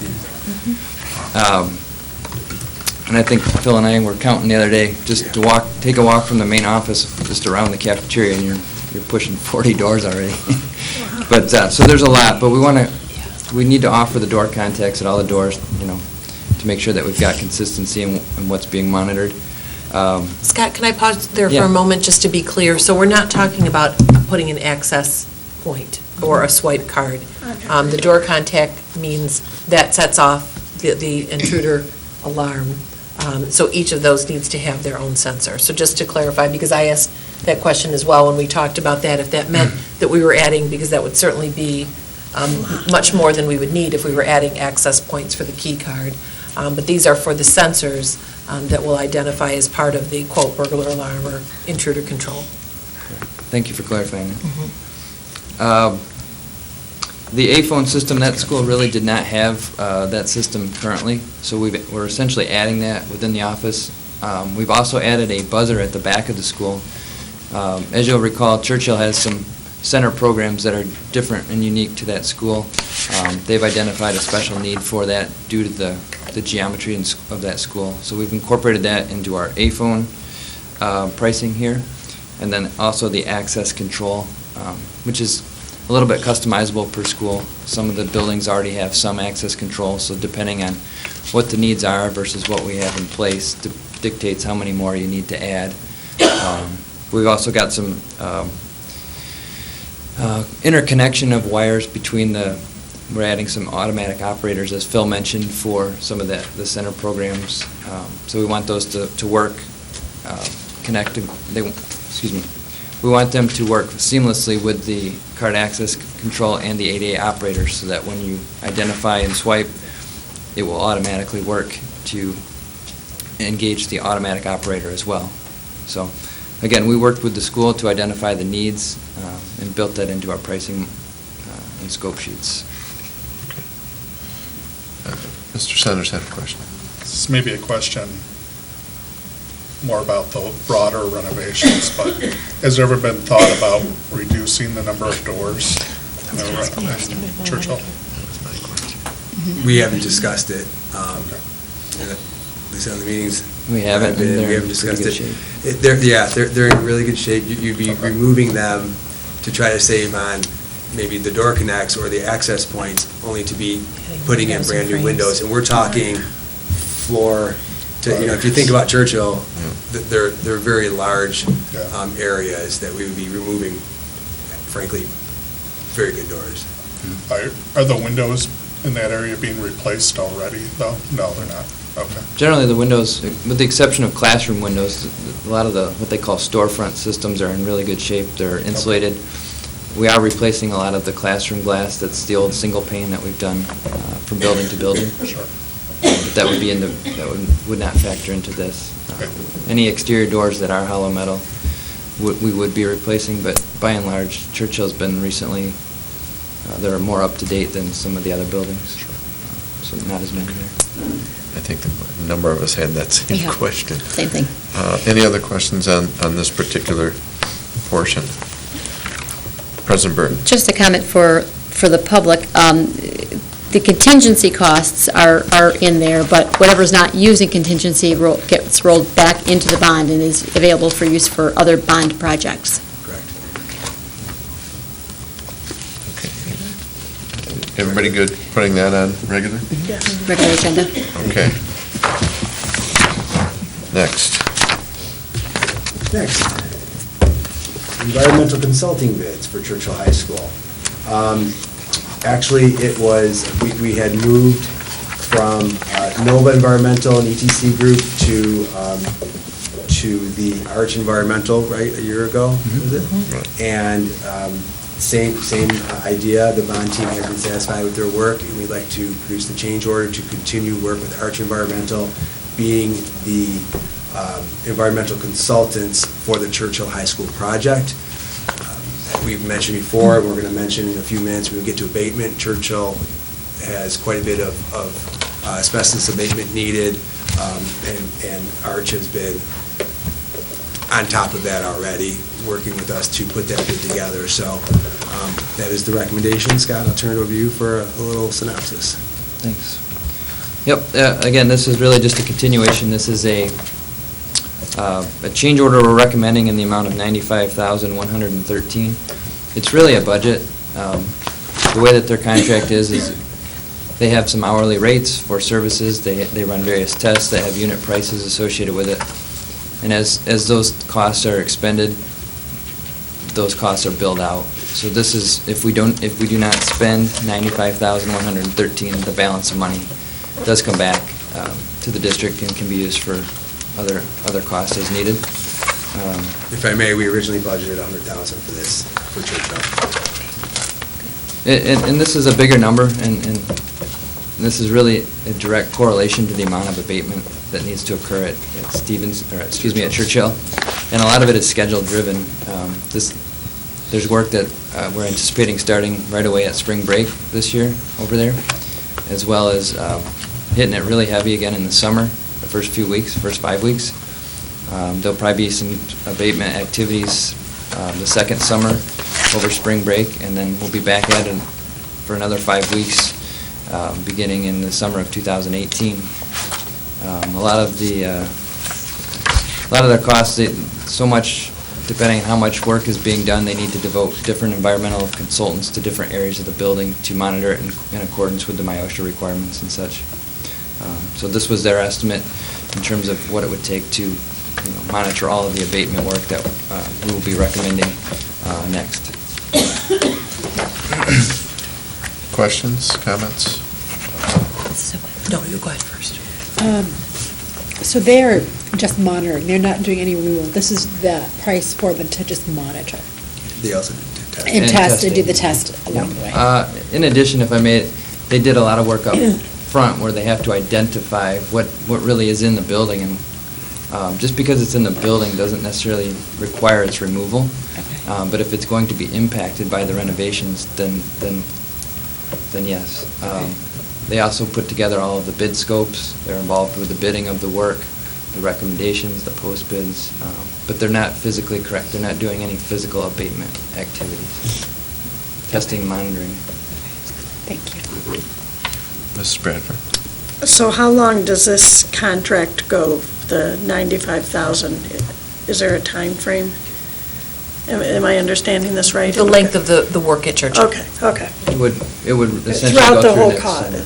Okay. Yep, throughout the construction project. Okay, thank you. But just generally the nature of the abatement, that work precedes a lot of the construction. So we would expect that most of the abatement work would occur by midsummer of 2018. And that'll be a separate, obviously, a separate charge. The This is abatement just work, this is correct. correct. This Okay. is Arch Environmental. Evaluating and everything. Exactly, saying, Okay. this is asbestos, this is not, or Gotcha. this doesn't need to be removed, all of this does, there's this much of it, et cetera, and then Okay. coming back and checking on those items. Okay. Thank you. Other questions? Just as Superintendent, a of course. point of clarification for our new board colleagues, this may be helpful as we continue to move forward. And so, one of the things that has been very helpful to us as when working with Plant Moran Crest as our owner's rep is creating agreements when we began this work with some of these companies, for instance, the commissioning agents, the environmental consultants, et cetera, that allow us to utilize them throughout the project. However, we have the opportunity each year to determine if we want to continue that working relationship along with the pricing that they initially provided. So this, in particular, is an example where we utilized a particular company for the first 2 years. We made a change last year to that agreement, and now we're continuing with them. So just as a point of reference, that was one of the pieces that I believe the board found very helpful, is that opportunity for us to have the advantage of that pricing as we go forward, but have the opportunity each year to determine, are they meeting our needs? Are they working in cooperation with our staff and to our standards? And we're able to make that determination each year and then make a recommendation to the board on whether or not we would like to modify their contract, hence the change order. Modify their contract to include the scope of work to be done that summer. So Okay. just to clarify how we can utilize that process. Thank you. Other questions, comments? Scott, I think you indicated that the price is somewhat schedule-driven. Was that what you indicated? And you said if we don't spend all of this, it goes back into to the bond, right? Correct. Does that mean that the price that we have here is a ceiling? It is not a not to exceed.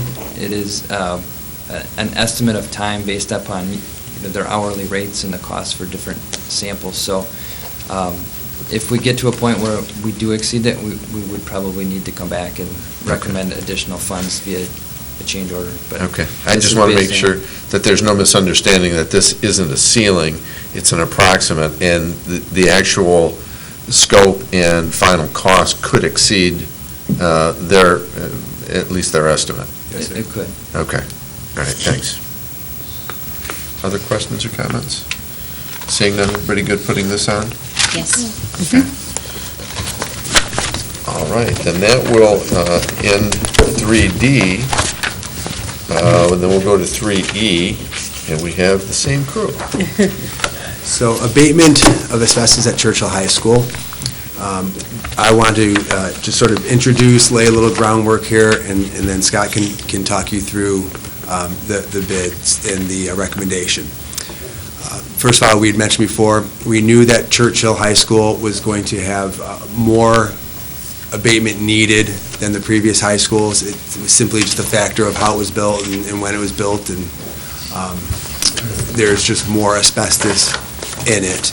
Again, asbestos undisturbed is not problematic, but if you're going to go in and do construction, for example, the auditorium is going to be completely renovated, and they're going to be doing construction in that auditorium all around, so we need to abate the asbestos that's in there. The floor tiles in classrooms, we're going to be changing those out.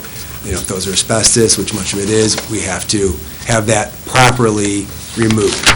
So based upon the scope of work going in, we knew that it would be a larger scope and thus more expensive than the other buildings. So just for points of reference.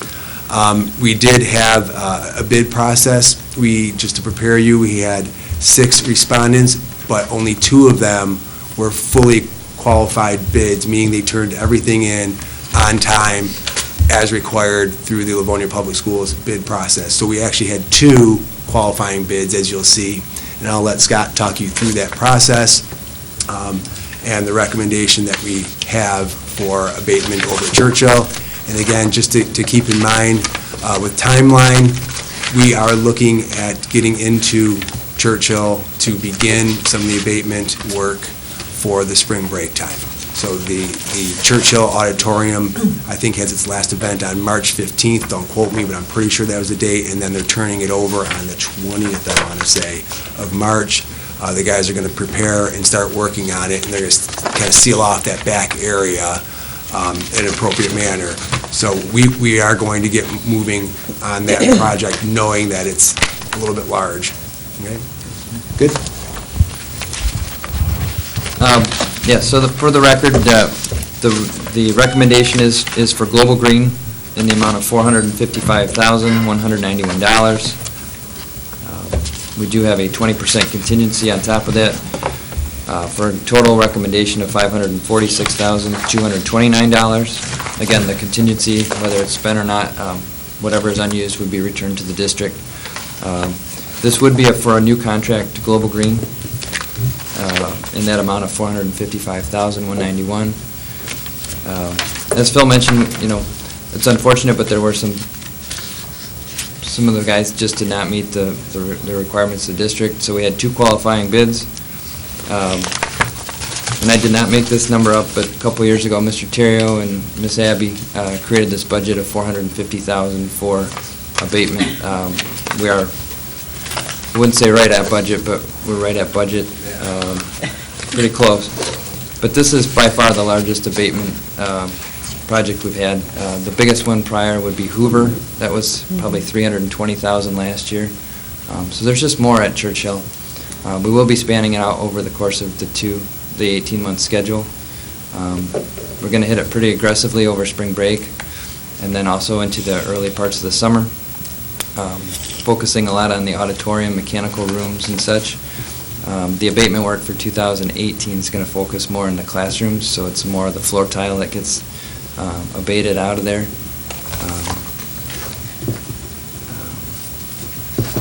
Again, a large contract, but we're on budget, and we've met with them. They're anxious to get started. It's hard to believe, but spring break's almost here already. So we've got an aggressive timeline. We've worked with them. They're on board with the schedule. They understand the requirements, and I guess if there's any questions, we'd be happy to answer them. You can see that that bid was considerably less than the second bidder in this project. Ms. Elquist, you had? Just a quick note, as I was talking with Mr. Lau and Mr. Francis about this, Mr. Lau had indicated that we're in a compressed time frame when we begin work over break periods of time and so on, and that they have assured us that I think they'll need up to about 20 folks working on that during the spring break period, that they have assured us they have adequate staffing to do that. I know some of the questions the board has asked in the past is, do we have teams large enough to come in to do some of this work of these larger projects? And so they've assured us they do have the staffing to meet those needs and to continue that level over the summer. And some of that also drives the bid cost. We're asking them to, in a shorter amount of time, make sure you bring in more workers, work longer. Of course, that drives cost. Questions or comments? Mr. Centers? So you said that for the first part, this is primarily the area in and around the auditorium area? Is that correct? A lot of it would be, yeah. So are we looking at ceiling? Are we looking at insulation? Are we talking about pipe insulation? What do we have up there that's? So in the auditorium general area, there's a couple of mechanical rooms. Then you'll be looking more at duct insulation, pipe insulation, fittings of sorts. In the auditorium proper, the big component is the exterior, I'm trying to describe them correctly, but the back wall of the auditorium, once you get up above a certain height, has some panels that have the panels themselves are not hot, but the adhesive and such is, and those will be required to be abated by the abatement firm. Okay. That constitutes probably the biggest part of that. Okay. There are some, they used abatement, asbestos a lot back in the day. I mean, some of the bid tab you'll see, even the cords on some of the lights in the auditorium have asbestos in them. They'll be removing those as well. Right. But that's a smaller piece, but just to point that it's all over the place. Thank you. Other questions or comments? Who did we use at Hoover? Hoover, I believe, was qualified abatement. Okay, and they. Don't quote me, but I believe. Okay, and they're much higher on this. Have we ever used Global Green, or have you guys used them? Global Green is currently under contract at Stevenson High School. Okay, they're the ones we're using at Stevenson. Yep. Okay, we've been satisfied with their work? And they're going to they're continuing their work. They have some work to do over spring break as well. I think they're going to have about a half a dozen folks there doing some work over this break period. Good. President Burton? Of the 4 folks who did not produce a qualified bid for us, on page D4, looks like 4 of those 6, it says EOE. I'm assuming that they did not submit an equal opportunity employment form? Correct. It strikes me as surprising that 4 of them did not turn in the same form. Correct. And one of them actually has done work for us in the past. So I can't explain what they do when they turn in bids or not turn in bids. And those are all in the bid They're packet? I all mean, in, they were, yes. everyone's given the same bid Required, packet? correct. Just, They're required to put it into their sealed packet, and then when it's open, it's gone through, if anything's missing, it's not a qualified bid. wow, okay. Thank you. You're welcome. Anything else? Seeing none, everybody good with putting this on regular? Yes. All right, very good. Thank you. That will allow us to stay Thank on our tight time frame. Okay, great. Thank you for being here, Scott, we appreciate it. Thank you, everyone. Thank you. Thanks. Thanks for the binders. Thanks for the binder. We're going to study it now. That will bring us to item 3F. Relocation of Western Wayne Skill Center programs. Dr. Terrio. Thank you, Mr. Johnson, President Burton, and the board for this opportunity to speak about the Western Wayne Skill Center. As you know, Pat Meese is the principal of the Western Wayne Skill Center, and this program services students with moderate cognitive impairments who are 18 to 26 years of age from 11 school districts across Western Wayne County. The Skill Center also houses the program for students with autism and the Wayne Westland Physically Impaired Program for young adults. In total, we service approximately 200 students every day. Our program focuses on job training, independent living skills, and leisure and recreational activities. We have many students out in the community every single day at job sites such as City Hall, CVS, Livonia Public Schools, Meyer, Jackson Center, Madonna University, Cintas, and J.C. Penney, just to name a few. We have students who take classes in-house as well in areas such as food preparation, horticulture, landscaping, car care, daily living skills, and woodshop. We also provide a well-rounded young adult education by promoting leisure and recreational activities such as art and music appreciation and fitness. Pat and I have met with building leadership, staff, parents, and students regarding the relocation of the Western Wayne Skill Center. We have listened to their priorities for classes, space, and activities in person and through community forums, feedback, and letters. We have also had conversation with all of the sending districts, including transportation. We have reviewed the buildings that were available to house the Western Wayne Skill Center. After lengthy review of Cass, Perrinville, and Garfield buildings, taking into consideration the needs of the program, including 27 buses in the morning and afternoon, classroom sizes, layout of the building, building offerings such as a stage area and adult-sized restrooms, and location of the building within our community, we agreed that Garfield provides the most optimal relocation for the programs within the Western Wayne Skill Center. Garfield is located within an established community on a lot that is surrounded by 25-mile-an-hour speed limits, four-way stops, two large parking lots and bus loops in the front of the building as well as in the back of the building, and a nice large community park. This location supports our desire to promote community involvement and volunteerism in our student population. There is a space for our greenhouse, including 3 interior courtyards for landscaping opportunities and student usage. The building also has ample office spaces for the variety of itinerant staff that service our students, including multiple speech and language, occupational therapists, physical therapists, and special education consultants. Additionally, the Great Start Readiness Program, which services our at-risk 4-year-olds, is currently located within Garfield Elementary. In discussion with the staff and supervisors of this program, they would like to remain together in one location. Again, in review of the building layout, licensing requirements of the program, and the staff desire to remain together, we would like to recommend that the Great Start Readiness Program remain at Garfield Elementary. A program that has been located with GSRP in the past is the Talk It Up speech program and the preschool speech service program. Our recommendation would be to relocate preschool speech to Garfield as well to provide speech services and opportunities for classroom communication instruction. These preschool programs currently receive support from our Livonia Transition Program and would be a great opportunity for our child care class at the Western Wayne Skill Center to offer their services here as well as at Jackson Center. We know our staff and students are anxious to know where their programs will be relocated.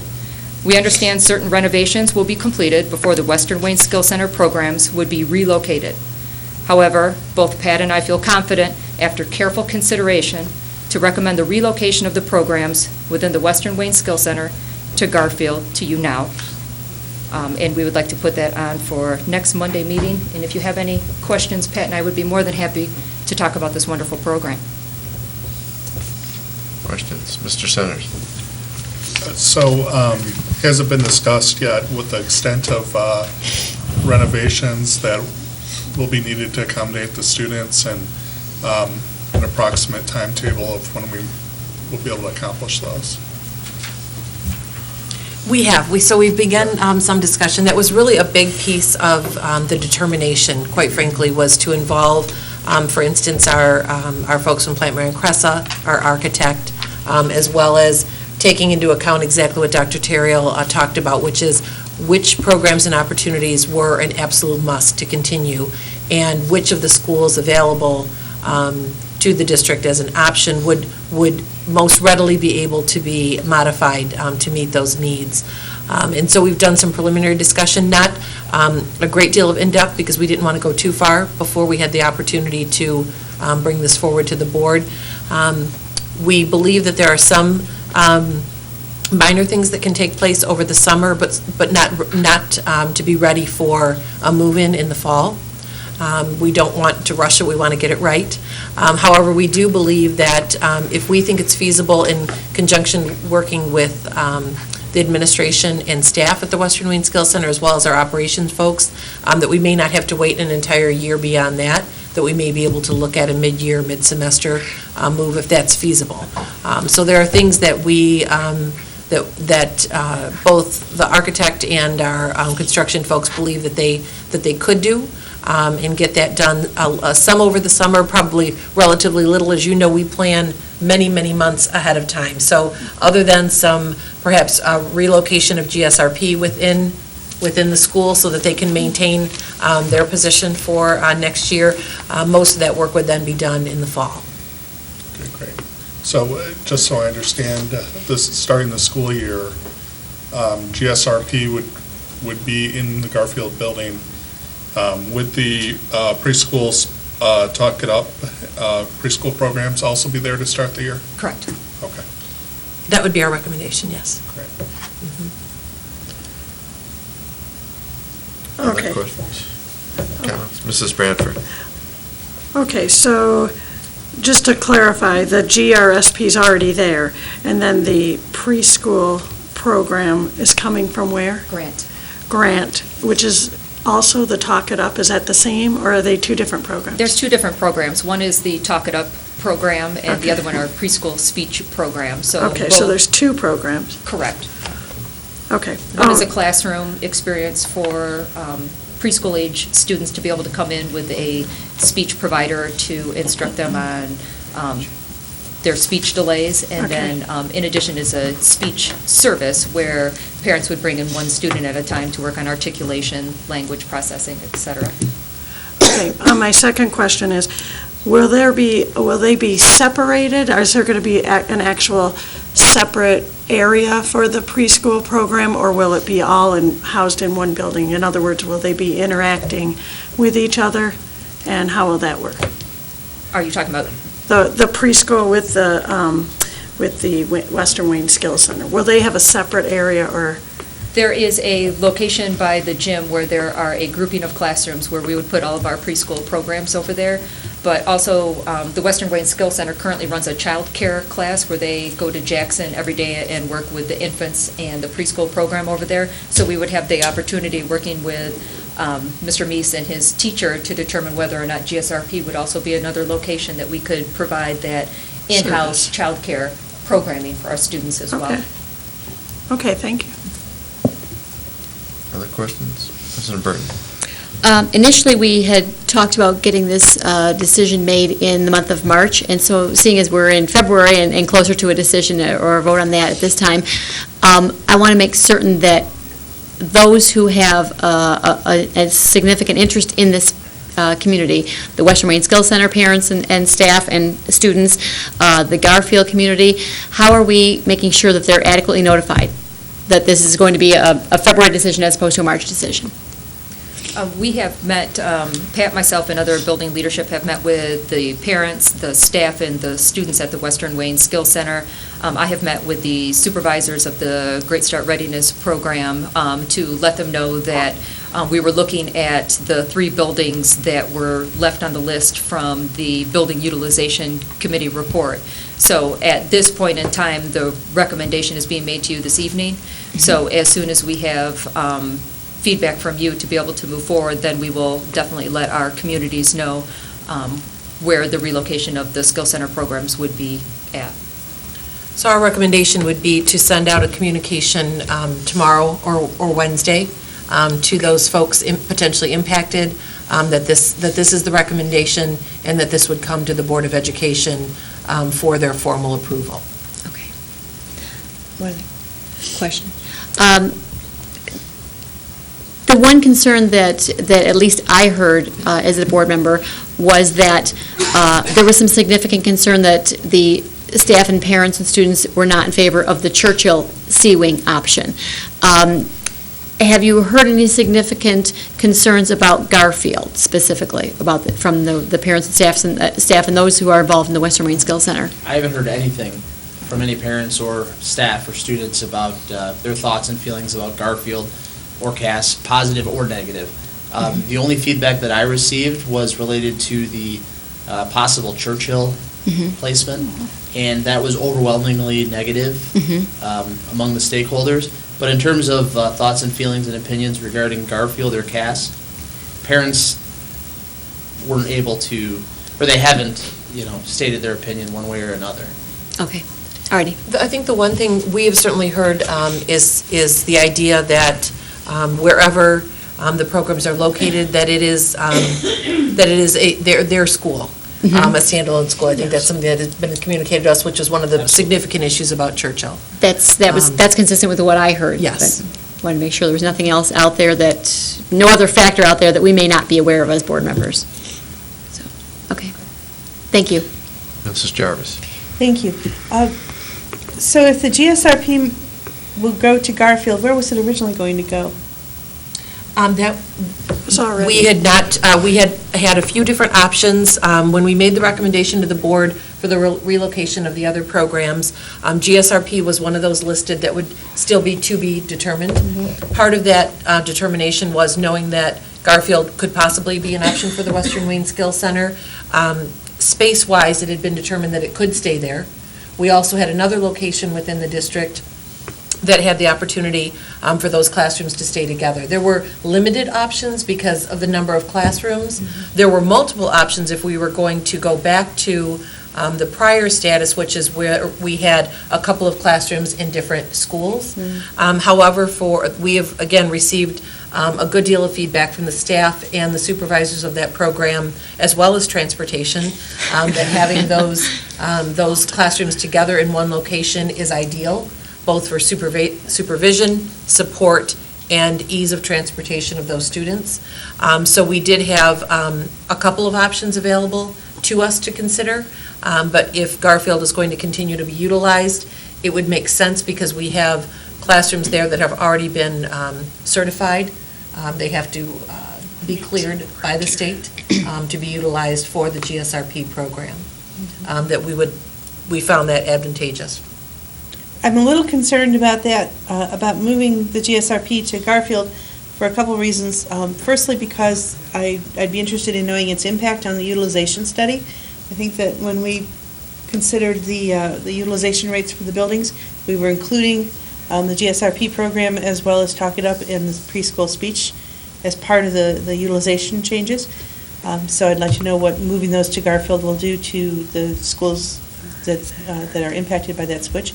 And I'm also concerned because when we did split up GSRP to the smaller groups, one of the reasons we did that is because we felt it was in the children's interest to have them in a school that they would be continuing on in for kindergarten and elementary.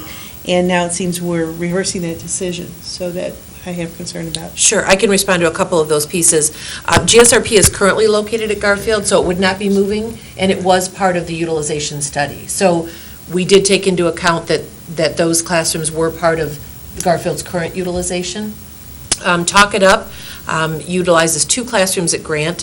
One of the pieces of feedback we did hear during the forums and after that period of time was the desire to have some additional flexibility of space at Grant. We would have needed to utilize, as you may recall, their community room, a portion of their community room to house Talk It Up, which would have limited the flexibility of that space. So that was one of the examples we gave during those presentations, that if we were able to find another location that was also suitable, that would allow Grant to have some additional flexibility, we wanted to be able to service that.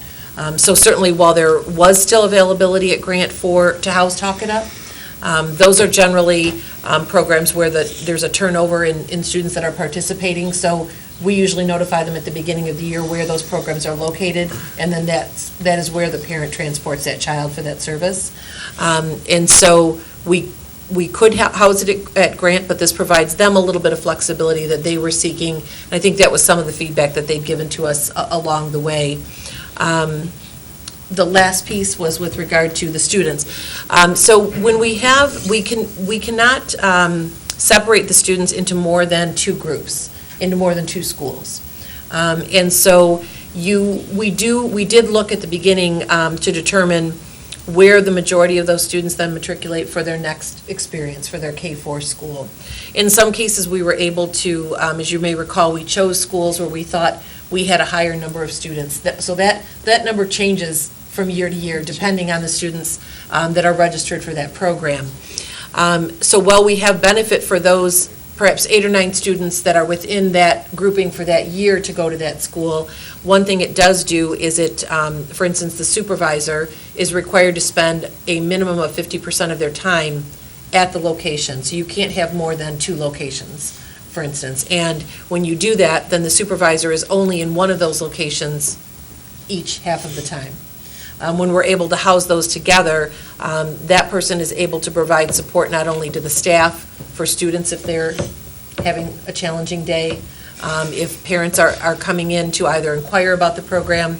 We found that there were some challenges with not having all of our folks in one place. So while we found benefit for the students who were going to move on to kindergarten at that particular school, part of that varied by which students registered and where their K-4 homeschool assignment was going to be. How many students do we currently have in GSRP? 96. And they would all end up at Garfield then, all 90? 5 classrooms. 96-ish? Aren't they already there? They are there. Yeah, they're already there. Okay, I'm just thinking, moving ahead. No, then they would go to their homeschool. Okay. Yes, which is what they do currently. They would anyway. They're currently at Garfield this year. Those that are Garfield families would have stayed, otherwise they would move on to their homeschool. Other questions? Okay. Mrs. Schrager? First of all, I just wanted to say thank you for reaching out to the community and the stakeholders. I think you guys did a fantastic job of really reaching out to the parents and to the staff and asking what their opinion was. And I heard a lot of feedback that people appreciated that, to know that they had a say in where they were going. So I just wanted to say thank you for doing that. I know that was a lot of time, but I think that was great. One of the other things is I have heard feedback from the preschool program and Talk It Up, just that they were kind of isolated at Grant, that they were the only preschool program that they enjoyed when they were actually with another preschool group. So I think that is a good thing to put them back with. When you go to Grant, they're the only little ones there. So I think that's great that they're going somewhere where there's going to be more kids their size and their age group there. The other thing is, with Western Wayne Skill Center, there is more than just the special needs group that's there. Do we have a spot for everyone else to go? I think the adult basic ed. education is there. Steve, And shared do you time. want to come up and talk about that?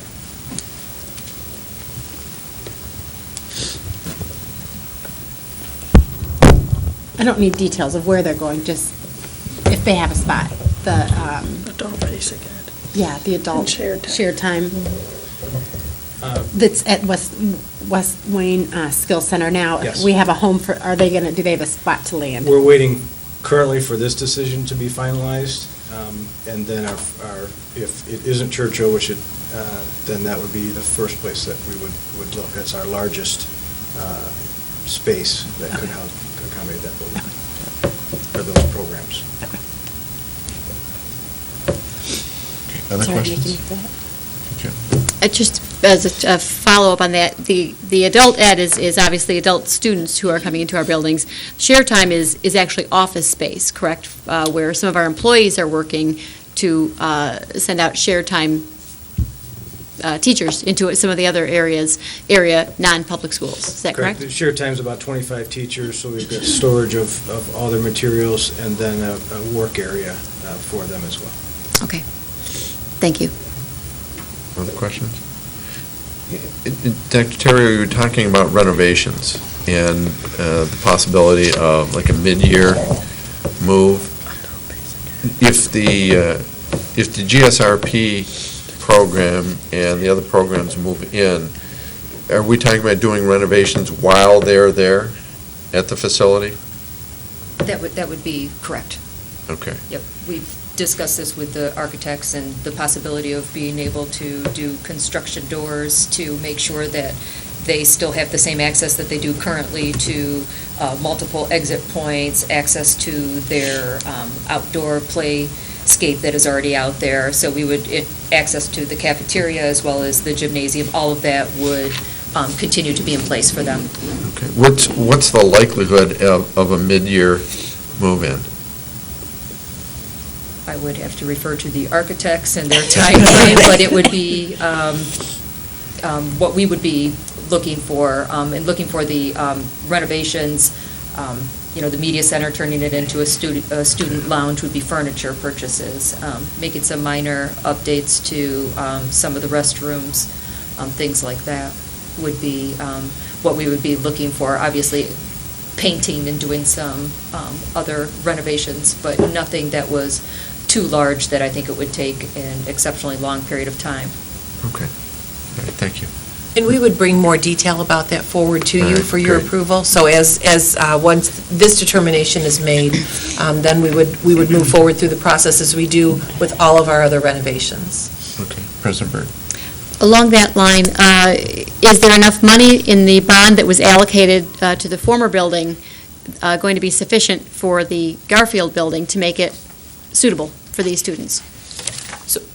I'm just going to keep jumping in here. Whoever wants to take a stab at that is We fine. have about $1.1 million currently allocated in the Western Wayne Skills Center budget. Yes. As we had shared during this discussion, that we would allocate that entire portion to its newly relocated spot.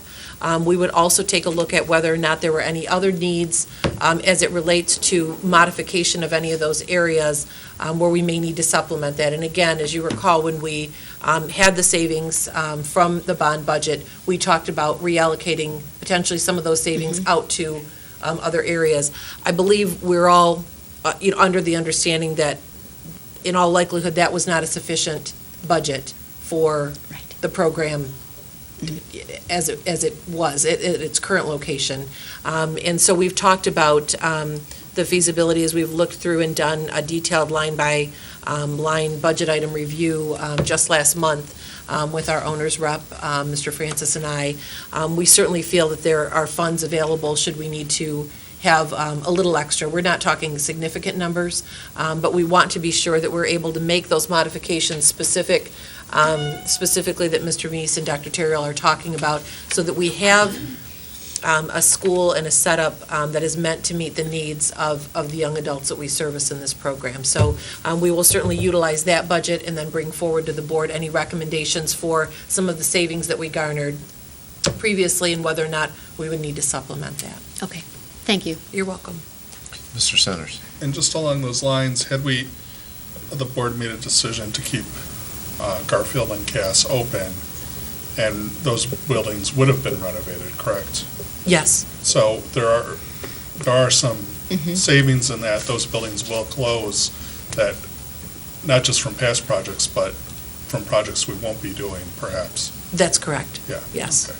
Thank you. Any other questions? Then are we all in agreement? We can put this on regular agenda Yes. Tuesday? All right, we have consensus? We'll put it on. Thank Thank you. you very much. Thank you, Mr. Thanks, Hayes. Tommy. Thank you, Dr. Terra. Thank you. And President Burton, that concludes Building and Site. Thank you. That brings us to item 4, Curriculum Committee, and I will turn it over to Mrs. Bradford. Okay, great.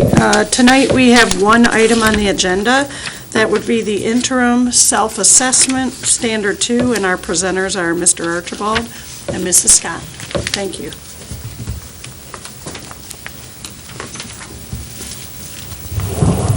Thank you, Ms. Bradford. Tonight, as every year, the Advanced Ed District Interim Self-Assessment is conducted, and so the self-assessment is a critical component of the Advanced Ed accreditation process. The Advanced Ed self-assessment is designed to serve as a valuable tool that will assist school systems in reflecting upon their effectiveness. The self-assessment is based on 5 Advanced Ed standards for quality, which serve as the foundation for the Advanced Ed accreditation process.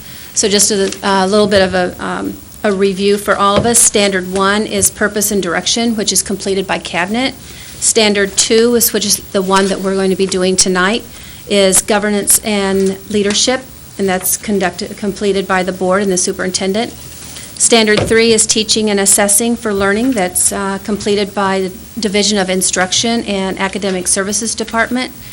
Standard 4 is resources and support systems. That's completed by Cabinet. And Standard 5 is using results for continuous improvement. That's completed by QUAR. Tonight, again, we'll be completing Standard 2, governance and leadership, which was given to the board at the study session on January 30th. So I think each one of you have Standard 2 in your hands. So we're looking at, if you turn to page 1, we can look at Indicator 2.1. The governing body establishes policies and supports practices that endure effective administration of the system and its schools. So then, as you can see, there are 4 different ratings that we can rate ourselves, and last year you can see where the X is, how we rated ourselves then. And so is there any discussion on whether we want to keep it to that level, or we would like to talk about reasons to change it to another rating? Are we good? Nope. While I was looking this over and being new, when it says select all the evidence that supports the choices, it looks like if you look at, there are 1, 2, 3, 4, 5, 6, 7 choices, and then an other. It looks like we met the criteria for about 6 out of 7 of those goals. So therefore, I feel that we would establish the highest rating based on looking at the evidence that supports the choice that we made. So I would be comfortable with saying that we clearly and directly support the system's purpose and direction.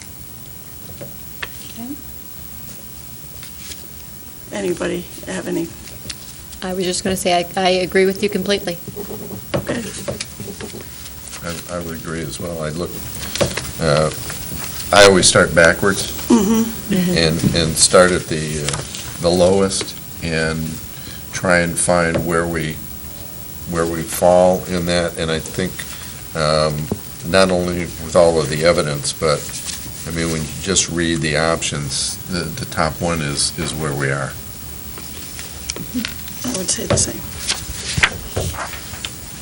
Oh, Mrs. Jarvis. Thank you. This is more of a clarification, because some of the community comments that I heard, there was a misunderstanding where there are people in the community who feel that this is the board rating themselves, and I just wanted to clarify that this is a fill in the blank. It's so already set, and when we check off the different things that we have, the evidence that we have, it's very clear at what point, if you have so much evidence, where you check the next box. So this is not us patting ourselves on the back. or saying how wonderful we are. This is simply us saying, yes, we do this, yes, we do this, yes, we do this, yes, we do this. And this is an objective assessment, not a subjective assessment.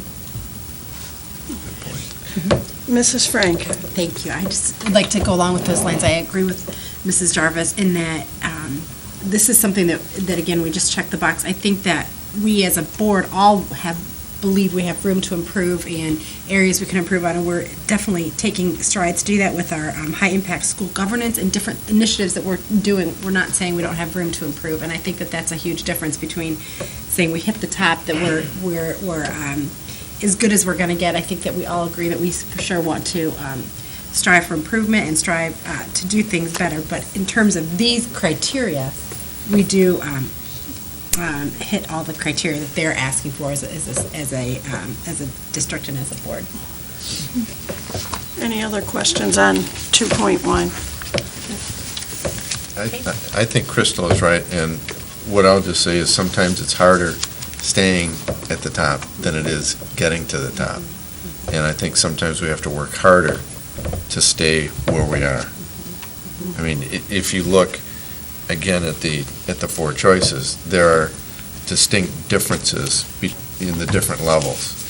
And you can, you might have the tendency to get a little complacent when you've done all of the things, but as you say, we want to get better.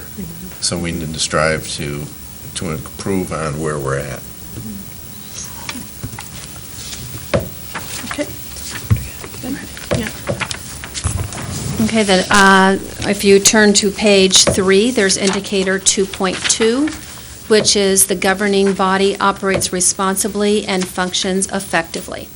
And again, you can see where the rating was done last year, and see the evidence that was checked, as well as some other evidence that has been put into the other box. Mrs. Bradford, may I make a suggestion? Yes, Mrs. O'Quist. As we looked at this indicator, one of the things, and Mrs. Frank just referred to that we would suggest adding to evidence would be the high-impact school governance work and the pilot program in which the board superintendent team is currently involved. I think that dovetails very nicely when it talks about the governing body participating in a systematic, formal professional development process, in addition to the MASB work and becoming certified board members, having the Code of Ethics, which are being discussed this evening, as a formalized document. I mean, there are many elements that are in place. I think just another example of this board choosing to take things to the highest level of efficiency and effectiveness is the high-impact school governance work. So my recommendation would be we add that underneath the evidence. Okay. Mrs. Jarvis. Thank you. I have a question that perhaps Mrs. Oquist can help with. Under the evidence, it says historical compliance data. What does that mean?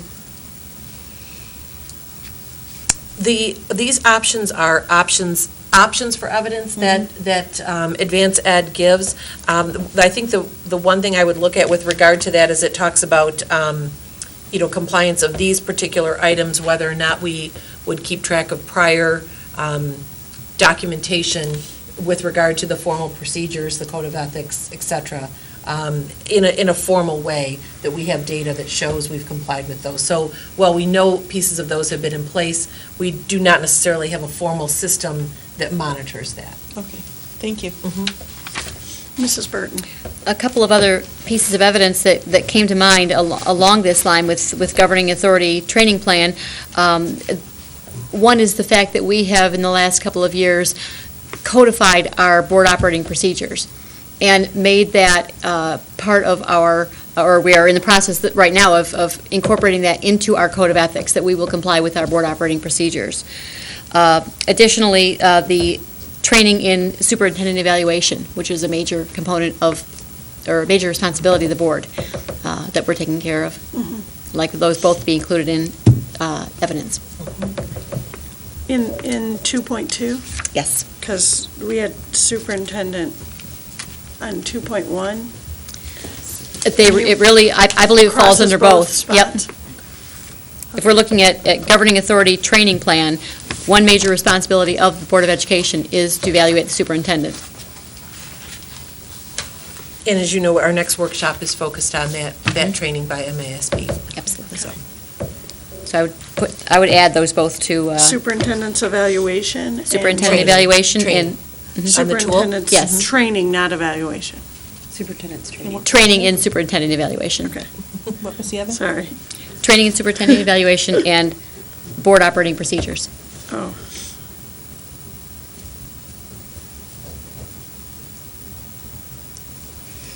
Okay. Okay, I've added on 2.2, high-impact governance work, superintendent's evaluation and training, and board operating procedures. Mrs. Jarvis. Thank you, Mrs. Bradford. If we are adding the superintendent evaluation training and the board operating procedures as government authority training plans, then perhaps we can check off that box. Absolutely. Oh, I see it. Okay, that sounds, The other thing I wanted to mention with regard to the second bullet, communication plan to inform all staff on code of ethics, responsibilities, and conflict of interest. Whenever the board approves a board policy change or creates a new policy, that information is sent out as notification to our schools. So whether or not you would consider that a communications plan, that is, not only do we provide that opportunity for the first and second reading at public board meetings and then approval, we then send out notice of updated policies to our schools. So so we would check that one off, too? I believe that would I meet believe so. that goal. Okay. Mrs. Oakos, do we also we'll be doing the code of ethics each year, do we send that to staff as well? I believe as it's incorporated into the policy, we do, but I'll check with Mrs. Wozniak on that. Could we request that it be done? Certainly. Thank you. Any other questions regarding indicator 2.2? And we would also keep us at the highest rating. Okay. I believe so.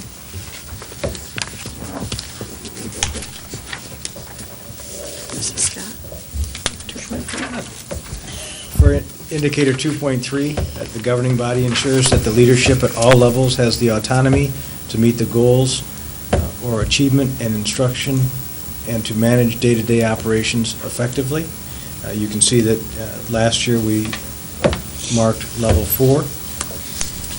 In reviewing the evidence, you can see the check marks where we have them, and we have currently listed to add in the Board of Education workshops under additional evidence. Okay, any questions? Mrs. Burton? The only thing I would like to add to that, and this is a little bit difficult to visualize on a piece of paper, but the fact that the board continuously self-checks during our meetings throughout the year, that we are staying, as we've referred to it, staying in our swim lane. We keep one another in check with our requests, with our direction to administration to make sure that we are operating within our role of setting policy, setting long-term strategic plans for the district, and hiring and evaluating the superintendent. If our direction or our requests begin to wander into administrative, this group has been very, very good through a lot of years of training to keep one another in check, that we still need to stay within our responsibilities and not allow the board to wander into day-to-day management of the district. So would we say board operates within their role? The way I phrased it is board continually self-checks throughout the year. Okay. Or self-monitors. Self-monitors is fine. I could use either word. Monitors its roles and responsibilities to assure that they are in accordance with MASB guidelines. Sure. That sounds great. Oh, wow. Yeah. Can you repeat that? She's thought about this. Okay, better get that down. Doing my best, Mrs. Board. We can review the tape. Continually self-monitors its I roles thought and Mr. Centers responsibilities. was our secretary. Yeah. Oh, thank you. I will go ahead and defer to him. Or not committal. So continually self-monitors its roles and responsibilities. in accordance with the guidelines established by the Michigan Association of School Boards. All right. And the good thing is Mrs. Wozniak always has this on tape. Yes. There's the opportunity to Yeah. hear back from us, but she does rewatch these. In and take- accordance take with the notes. guidelines. Obviously, I'm not ready for secretary. Got to learn shorthand. You got some more, Patty. Got it. Yes, Got it. She took care Mr. of it. Johnson. In addition, I think we can actually check off bullet point 2, communications regarding governing authority actions. And I would point out that at every meeting, when President Burton starts audience communication, she makes it very clear what the responsibilities are of the board. And she also makes it very clear that if the subject matter upon which a speaker embarks that evening is something that deals with one of those 3 roles of the board, then the response will come from the board. But if it goes to the day-to-day operations of the district, that will come from the superintendent. And I think she makes it very clear, and I think that's a direct communication regarding that. So I would suggest that we are able Bullet number to, 2. bullet Bullet point number number 2. 2, to check that off. I agree. I agree.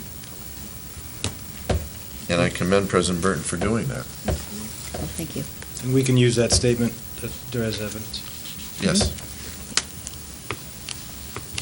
Any other questions regarding 2.3? No. Okay. Any other comments? Mrs. Scott or Mr. Archibald? That completes it. That completes it, so that will complete our curriculum committee. Thank you. Thank you. So no further action is needed by the board Correct. on that. And then that'll be sent in for us by administration? Yes. Okay. And that will be Thank you. duly recorded by Mrs. Wozniak. Yes. Thank you, Mrs. Wozniak. Hi, Jill. Thank you. You know, she's going to listen to tape and hear that, so thank you. Uh-huh. Thanks, Jill. Alrighty, the next item on our agenda is item 5, Committee of the Whole, and 5A is our Code of Ethics. Our Code of Ethics is something that this board has taken a great deal of effort over the years to make sure we have cleaned it up. At one point, it grew to a 12 to 15-page document, believe it or not, that it was very difficult for anyone to wrap their heads around. It has been cleaned up, and part of our Code of Ethics is that we will review, revise if necessary, and sign our Code of Ethics each year. The beginning of that review process took place at our study session last week. The items, I'll go over the items that folks recommended we have any kind of a change to. If anyone would ever like to refer back to it, if you're looking for some bedtime reading and you'd like some Code of Ethics to peruse, it is our policy BHA. It is always found under board policies. Again, if you're so inclined, if you go to our website, www.livoniapublicschools.org, and you hover over the board tab, one of the options that you can drop down to is policy. This is policy BHA, and it is our Code of Ethics. We also put that in a large format over on the wall, framed, signed by each one of our board members, as a reminder to not only not only a notice to our public, but a reminder to ourselves that these are the standards that we're holding ourselves to. That we will put these things first and foremost in our minds when we are performing our functions as members of this Board of Education. The few items that we have, and you know, every single year, there have been some that we tweak, which I'm very glad that there are. It is truly a living document, and we try to make it a little bit better each time we take a look at it. The few items that have had changes suggested for this year, looks like the order, Mrs. Oakley, do you want to address the first item? I'd be happy to. As we discussed that briefly in our study session, we went back and reviewed. As you may recall, the Office of Civil Rights had a visit with us, and we had a review and received outstanding feedback on that in-person review. One of the things that needed updating in our district was our notice of non-discrimination, which is included on all of our documents, applications, website, et cetera. This reflects the order in which those items are listed on the official notice of non-discrimination. Therefore, we thought it'd be best to reflect the most current utilization by, as it is at the federal government. Okay, thank you. You're welcome. And all of the items stay the same, it's just the order of them changes? That's correct. Okay. The next change is, well, are there any questions or comments on that first item? No. The next is that suggestion that we add, I will be a personal advocate for the good work of the district. Which is a wonderful suggestion. It's some of these things we just kind of assume, but it's good to put it in writing. Are there any questions on that item? Mrs. Jarvis noticed that we had a grammatical error, and we needed on the fourth bullet point down to hyphenate day to day, as we have in other areas of that document, so that change is being made. Dropping down a few bullet points, we are adding, I will follow established board operating procedures. Again, something that we just assume, but it's good to put it actually in writing. Any questions or comments on that item?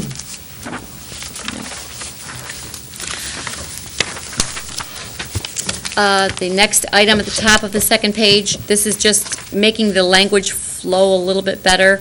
The former language read, I will respect the decision and the implementation of the consensus of the board once a decision has been made. That has just been cleaned up to state, I will respect the consensus and the decisions of the board and support their implementation. Any questions or comments on that? And the last change that's being made is under as board president. We are changing the language there in removing inappropriate communication to some the only specific types of communication that the board president is permitted and required by law to put a stop to, and that would be rude and indecent behavior, profane or indecent discourse. And we have added that speech or behavior be stopped, be it directed to the board or superintendent, as it was listed, or others, because there are many others in the room, and sometimes that communication may be directed to them also. Any questions on that? Mrs. Oquist? May I suggest that we not include the word by? Yes, think I that had a question mark by that too. I do think that limits the first section, the rude or indecent behavior, as if it's only limited to profane or indecent discourse, and that came directly from our board policy, which again comes from our guidelines. Thank by you. law. Yep. So we will strike the word by. That would be my suggestion. I agree with you. Any other comments, Mrs. Bradford? Yes, up above the last one, above as board president, it looks like you're going to strike out if appropriate. Do you see that? Right above. Oh, yes, I'm sorry. Yeah. Yep, right before as board president. So the last bullet point of the general board. Yes. So we are going to review, revise, and sign this code of ethics annually. And we're just striking if appropriate because it's pretty obvious. Thank you. Mrs. Jarvis? The bullet under the board president we were just referring to. Mm-hmm. This is picky. No, this is the time for picky. Go ahead. Between rude and indecent behavior, I would change it to rude or indecent behavior, because it doesn't have to be both. That's true.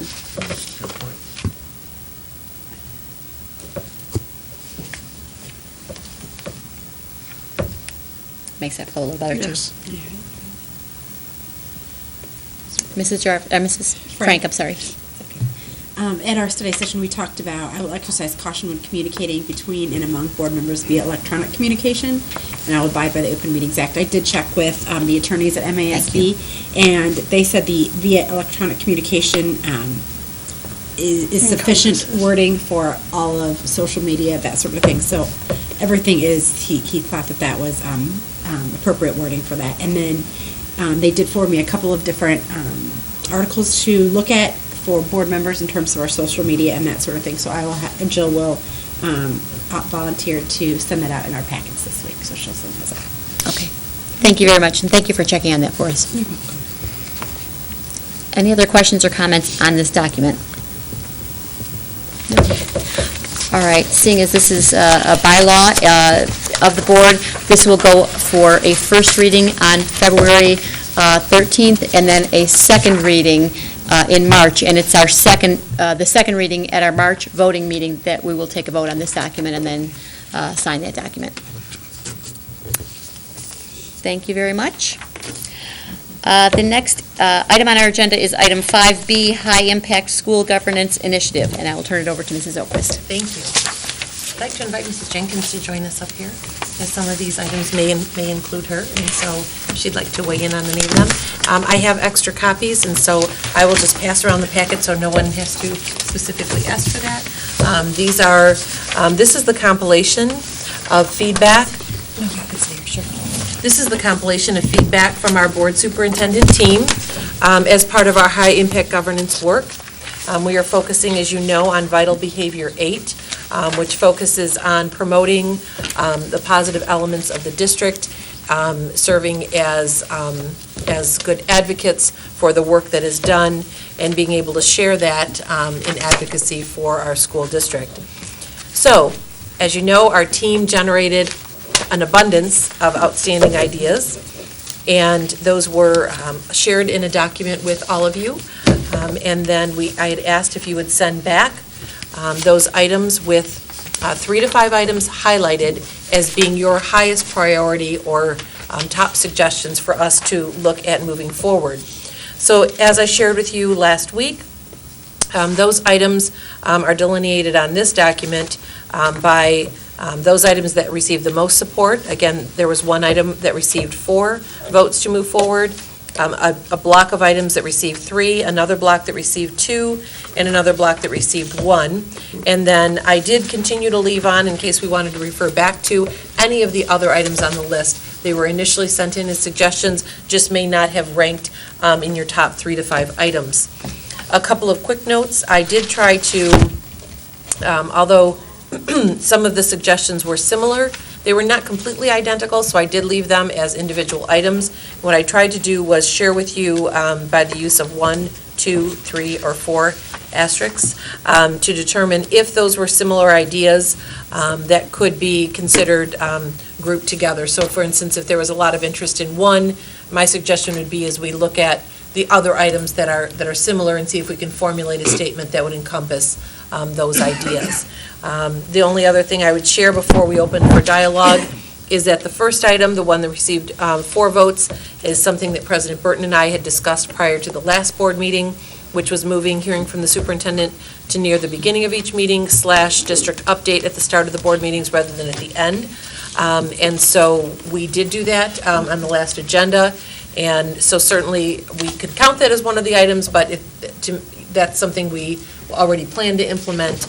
And we will bring forward a change in policy to you, which I'll discuss in just a moment, with regard to the order of the agenda to formally reflect that. Other than that, I just open it up to share your feedback on a few more items that we want to consider moving forward. Thoughts from board members on which items to move forward on this initiative? Mrs. Bradford. How many are we picking? Let's not overwhelm our staff. One thing maybe we should look, we are already implementing the one, so a couple more, is that something that we could take a look at? I think some of them are a little bit more in-depth than others, and so I think if we grouped some of these in like categories, some of the overwhelming response was to have more opportunities to involve and honor the good work of our students at board meetings. I think that was certainly something that came across loud and clear in different forms, but to have the opportunity to go beyond perhaps the art gallery and look at other opportunities to, one, highlight programs and opportunities for students that take place in this district about which many people may not know, which is a positive for a lot of reasons, but also an opportunity to highlight the outstanding work of our students and of our staff to be able to provide these opportunities. So I think there was certainly a number of them that fell within that category. I think another big block had to do with communicating more frequently about the good works of the district. So there were a number of things that talked about increasing, maybe having weekly or bi-weekly communications that highlighted, and as you know, Mrs. Jenkins has already started some of that as well. What we've tried to do is, she and I work to compile, okay, what are some things we'd like to highlight? What are some current news stories? What is a publication that highlighted our district? And we try to make sure we're including some of those just as an FYI. I think that's important, not only for our community, but for our staff. And so I think that is reflected in a number of pieces. And then I think there was some desire to connect more with the community, whether that's with the city council, with senior citizens, with, to me, our higher education partners, things like that, opportunities that we can either connect more in partnership or have opportunities to involve them more, even if it's involves inviting them, providing a VIP pass, things such as that nature. So I just offer that as someone who's, as we all looked at these things, those tend to group together pretty nicely. Mrs. Jarvis? Thank you. The last one that you spoke about, working together with the community leaders and with different service organizations and stuff, I would love to see that as a place to start, because the other things, the other items, action items that we've looked at, are things that we're already doing or have done. Mrs. Jenkins has started doing the little blasts, the more frequent blasts about all the good things that are happening, and that's fabulous. We've been working to honor more students and to have students come in to the meetings and give us updates of things they're doing. That's all wonderful. But I think the area where we have not, it's almost conspicuous in its absence, is working more with the community groups. And we've talked about it, and I'd like to see us, stretch ourselves and dive in and do a little something there, make that more of a priority. Got a microphone issue going on. I've got issues, yeah.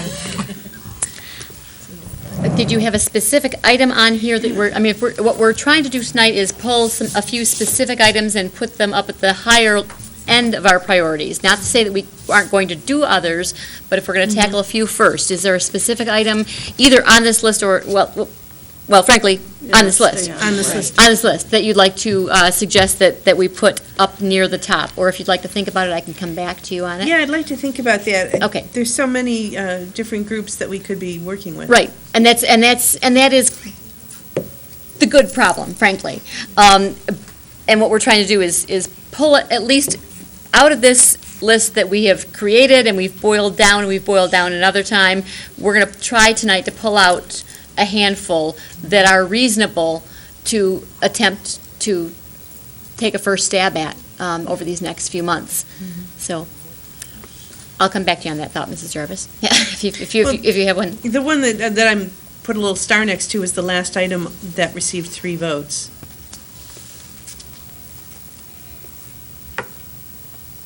Okay, which reads, work together with community leaders and service clubs to find ways to collaborate to improve student experiences.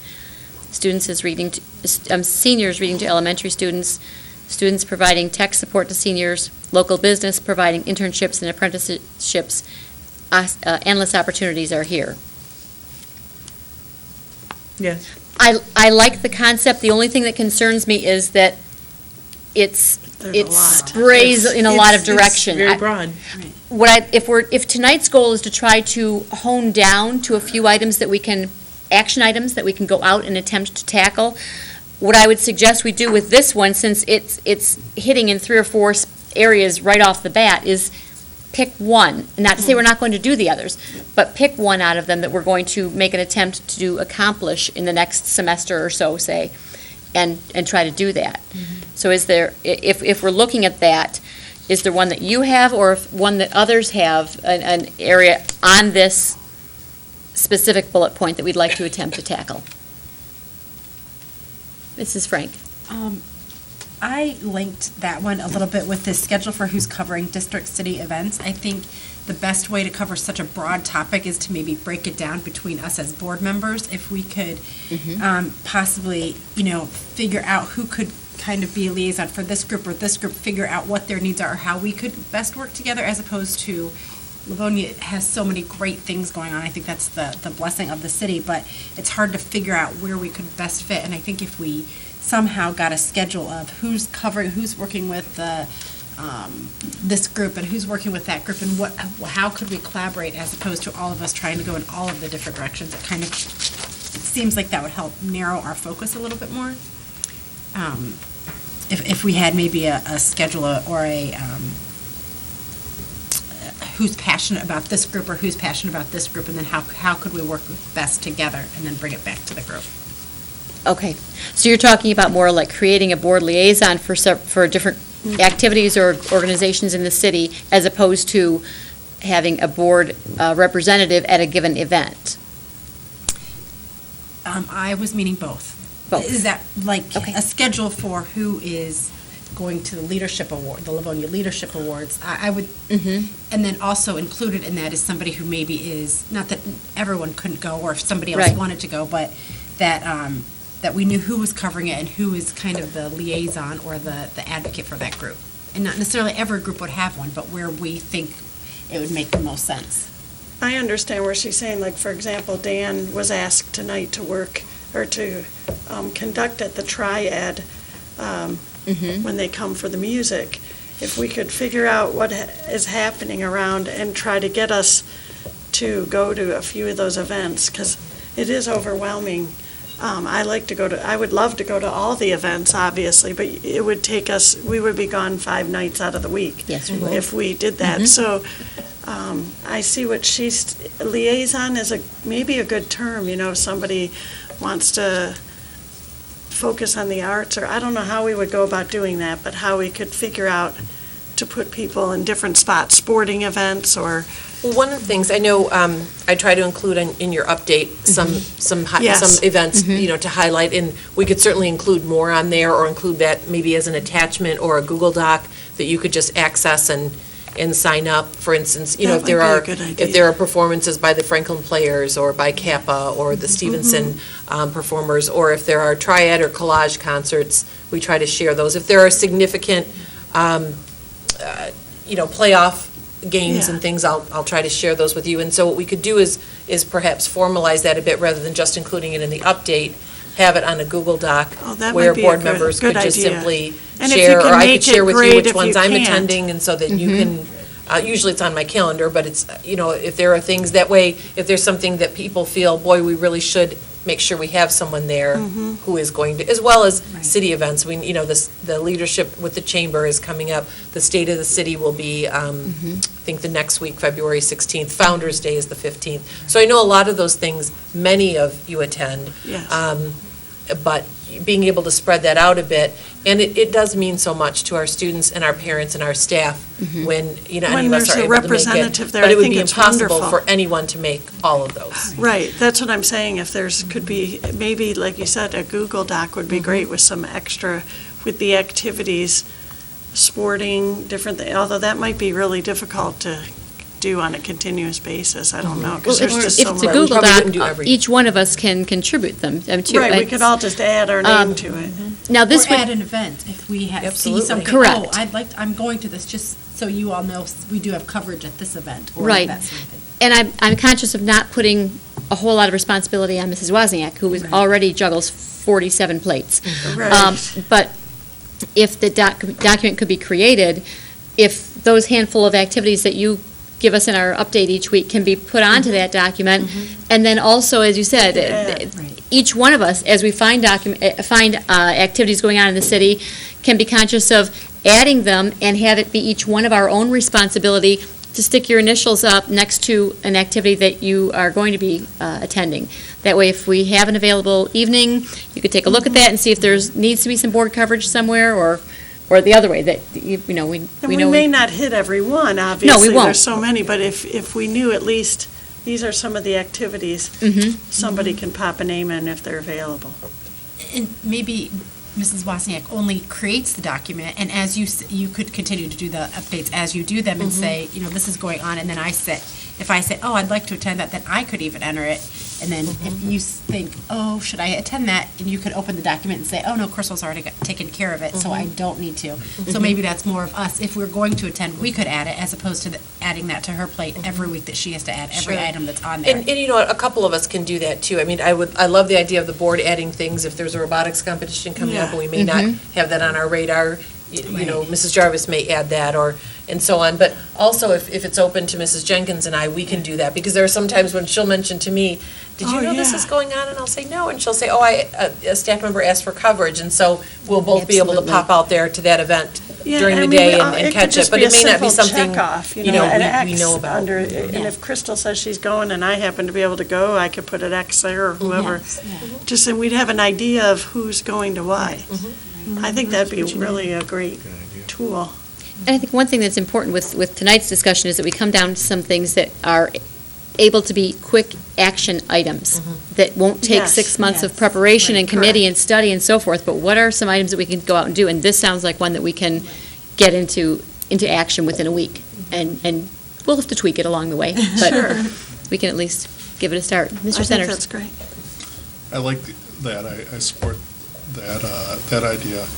I also think, though, having more of our meetings in schools, I know we do that, but we really do not often get in schools. I could probably count on one hand the number of times I've been in schools For our meetings. Since I've been on the board. And this year, we had the Skills Center, but that was more because we needed the space there. I think in the beginning of the year, we were at one other building, perhaps. We were at but Franklin. We were at Franklin, that's right. But it would be nice to, you know, more than once or twice a year, get out to buildings. What I was thinking along that line too, if we're talking about, and there's a great deal of support for bringing staff and students into both committee of the whole and regular board meetings, general board meetings, that the study sessions might lend themselves well to going out into the district. So we don't have to set up all. Right, Yes. we don't have, That's what I was exactly, thinking that about. setting up. Feed is a. Right, is a bit that of is a- an enormous issue, trying to get that televised. So, how reasonable do you think that might be, to schedule some of our study sessions on a more regular basis in our buildings? I think that makes a lot of sense. Yes. I think that actually would work better than when we need to do the yes, full right. audiovisual setup, which is the majority of that day, setting up and testing back lot and of forth. time, And yeah. we can certainly do it, and we do it for our visits, for our school improvement presentations, and we'd love to continue that. But I think the study sessions would be a great option. It would allow us to serve the purpose of getting out there without the additional piece of the setting up all of the audiovisual equipment. Is everyone in favor of attempting to do that I think that would on a more regular basis? Would that be any kind of an inconvenience to our schools, the principals, anything? I don't want to put anyone out. Good point. And Mrs. Oquist? I'm looking at my friends over here. Do we think if we held Mr. Archibald's a few smiling. study sessions a year Really out in big. schools, that would be problematic? I wouldn't think so, because you're just using Yeah, a, I think we're good with that. Mrs. Frank? I think too, the expectation is not that the principal has to be there, that not that anybody has to host us, that not. No. But I think, you know, my daughter cleaned her classroom when we held the sessions at, and it was an exciting thing for her, that they said the Board of Education was coming. They don't have to clean their classrooms, but I do Right. think it's nice for them to know that there is somebody out there that is coming to their school to see how they're doing. But I also want to be very clear that the principals, we are not putting any additional stress on them or additional load on them or additional work on them, that they have to host us or do anything Right. with us as we're there. And I think also, I am in full agreement of the study sessions. I really think that it's easier not a good for- use of district time or energy to do that, just to be in the districts, to make all the AV go there. Mr. Centers? Can we maybe ask for volunteers from administration? Absolutely. Yeah, 'cause that way, Absolutely. Maybe a Yeah. certain time of year or Absolutely. might work better Yeah. or whatever. Okay. Absolutely, yes. If we could get it to coincide maybe with something they're already doing, if they're doing March's An art. Reading Month and their building is absolutely gorgeous, that would be a wonderful time for them to show that off. well, I know Absolutely. they usually do the art programs too. I mean, if it was coincided with the art programs or whatever, it'd be nice, showcase. Okay, so if we could shoot for maybe one of those per quarter, something along that Yeah, line? I think that's So that great. would get us out an additional 4 times, and then If we had a couple of school improvement presentations, that Oh, would that's be plenty, a I decent think. number. Yeah, Is that just We can good? start from Try it. there and Yeah, start tweak it as we go along. Okay. Okay. I wanted to mention that Mrs. Jenkins and I did some brainstorming the other day in anticipation of this meeting with regard to, I think we were able to generate about 11 or 12 ideas about honoring students and staff at the board meetings and having them share, really not so much, I guess, honoring, I don't know, but maybe highlighting. A point of pride. We thought we could call it, Livonia Public Schools Points of Pride. And so we highlighted just a number of different pieces. We can give you a couple of ideas, but, we talked about having DECA students, perhaps, that have been part of the state competition to be able to come in and just for a moment or two share, their presentations and the work that they've done, or the students that are moving on to international DECA. We talked about enjoying having the 2 robotic students, but having them, once they've had an opportunity to get into competition season, give us an update and hear about what they're doing. We talked about the career intern program, having a couple of the career interns talk about the businesses at which they're working, and that highlights not only the career intern program, but also the businesses with whom we partner, what they've learned from that, and whether or not they're going into that chosen field. We talked a little bit about, for instance, global education, and students when they come back from their trip abroad, to be able to give a couple of highlights, or the students that work on their senior thesis for the entire year, to be able to just come and share a couple of pieces with the board about that. We talked about highlighting some of our athletic teams that do support and work out in the community to partner either with other students or in other ways support our community. So that's just, and then we talked about the Franklin Players and Stevenson Theater and Kappa, before a performance, maybe coming and sharing with us what's coming up and inviting, the community to attend. So those were just some examples. We could go in lots of different directions. We started to talk about upper elementary and elementary, and what could that look like, our evergreen schools, those have attained status as special green schools, and Leader in Me, and so on. One thing I would like to do too is schedule more than one on an evening. I go back to a couple of years ago, we happened to have our Stevenson hockey team in on the same night as an art presentation. And one really cool thing was watching each of those 2 groups really pay attention to and commend and give a pat on the back to the other, when they normally probably wouldn't have crossed paths very often. But it was special to have each one of those. So each one doesn't need to be a lengthy presentation, but if they are brief, we could put a couple in each given evening, and not only are the adult community giving them a pat on the back, but their peers are also. Great idea. So I have a couple of hands going around here. Mrs. Jarvis? Thank you. To build on what you're saying, I would like to see us, as we grow this program, maybe have somebody from elementary, upper elementary, and secondary at each meeting, because then we see the continuity and the growth from being a little guy to being, this high school student and all these different things in between. Because it's really easy to find things in high school that are worthy of being recognized. But those little guys thrive on it. And I think the saying is, I can live for 6 months on a good compliment. Well, we've got a lot of kids that we could be complimenting, little ones, and I don't want to overlook those guys. I also don't want to overlook center programs, the skills center. We have so much good going on, and this is what we're talking about. Let's throw that net as broad as possible. Mrs. Bradford. A couple suggestions along those lines. I think the Special Olympiads just went on the trip, and they were gone. Or I know they were in Northville. I don't know if they did it here in Livonia, but they were up in Traverse City, so you could have them come and talk about their experiences. And same with the music program, solo and ensembles just happened, and maybe a snippet of a piece of music that they could come in and play to just, We're going to something. have a digital piano. Yeah, something, whatever they can do. But those, you could go on and on, you're right. Absolutely. That's And we'd what's certainly so want to work wonderful. with our cabinet colleagues to determine what is feasible and Sure.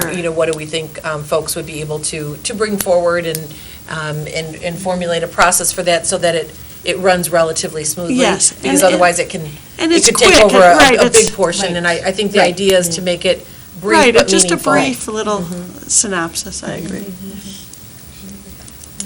Mrs. Frank? Mrs. Jarvis mentioned about giving compliments, and I just wanted to share a compliment to Mrs. Jenkins with the newsletters that you've sent out. I just think you've done a fantastic job with that. I know my newsreel has been inundated with Livonia news, and it's great to see not only our student that won Volunteer of the Year or something in Livonia. It was great for her, but it was also great for those teachers that she said had such a high impact on them. And so sending that out to all of us, not us as board members, but our community, our LPS community, I think was great. I just loved getting those emails of what's going on in the district, and you will need to be honest with us about how much time that's taking of your time.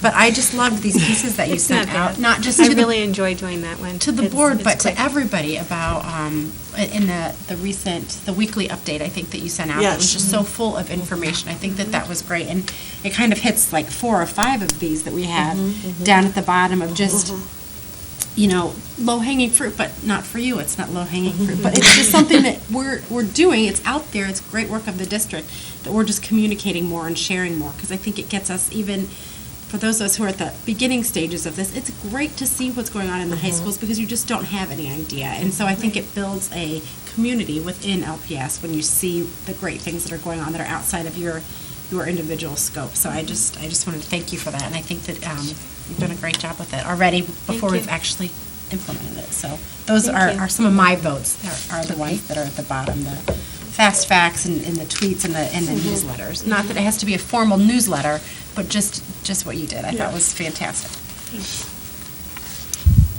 What I'm hearing so far is that we have accomplished the first one on the page, moving, hearing from the superintendent to the beginning of the meeting. We have accomplished the third bullet point on the page in codifying being a personal advocate for the good work of the district by putting that, I mean, not that we're not already, but putting it into our code of ethics. And I'm hearing that we want to embark upon and actually do honor the second bullet point of the page, honoring students, more students and staff at each committee of the whole and general board meeting for their activities and accomplishments.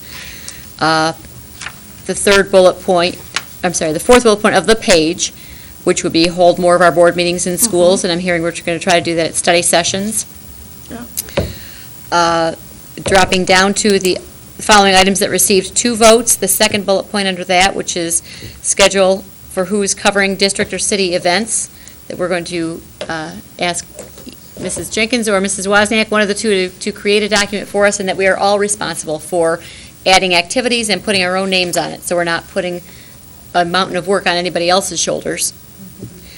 And then the possibility of choosing another item to embark upon, as far as the last one that received 3 votes, working together with the community and the community leaders and service clubs. If there's an item in here that we can pull out, or if we think we have enough to start on right now and maybe come back to that in another couple of months, when we can get these first 4 or 5 under our belt, and then take the next bite off of that larger concept. And I think I heard a compilation of the bottom portion about weekly update. the district e-blast about the positive news, Yes. and the combination with the emails, the regular emails on those things. So I'm kind of marking that as Yep. as another. I'm the only one. Yeah. It doesn't No, have to I be like just that. if everybody has other ideas, that's fine, that's kind of Does that seem feasible? News weekly at the bottom of page 1. Yeah, I think the ones that have to do with 3 asterisks. Yeah, that one we- All the ones that have to do with 3 asterisks. So we've set this one here, we're pretty much. That's a lot to bite off. That's a lot. Yeah, I think it's a relatively new initiative, so I think we'd like to build on that a little bit. Go for it. Yeah.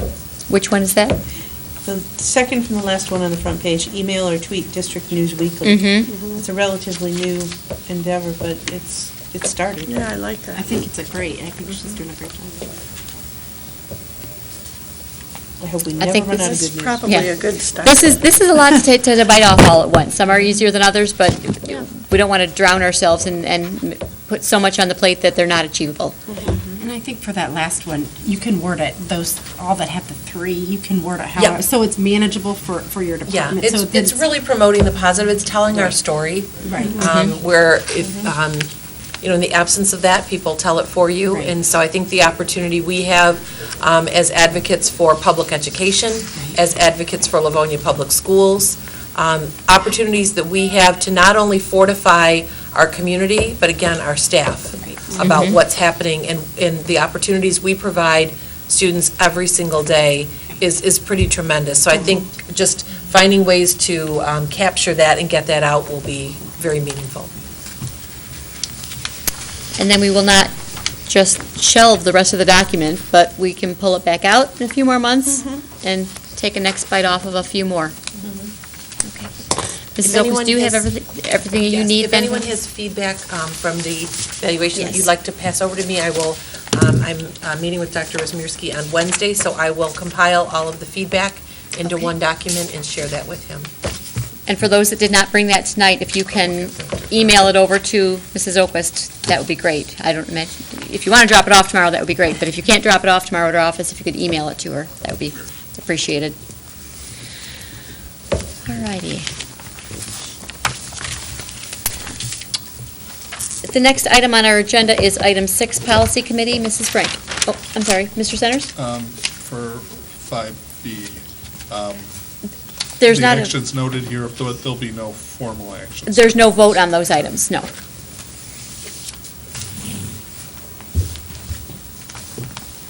Okay. Mrs. Frank, with the Policy Committee. Thank you. For the policy, we have the policy committee has 2 items. Administrative procedure for IDFA, and we have Mr. Archibald. Thank you. This is an item, it's an informational item. There is no need to vote on this, but I wanted to update the board on a change that we'd like to make to the administrative procedures. This information is communicated to our student athletes on the physical form as part of the Athletic Code of Conduct.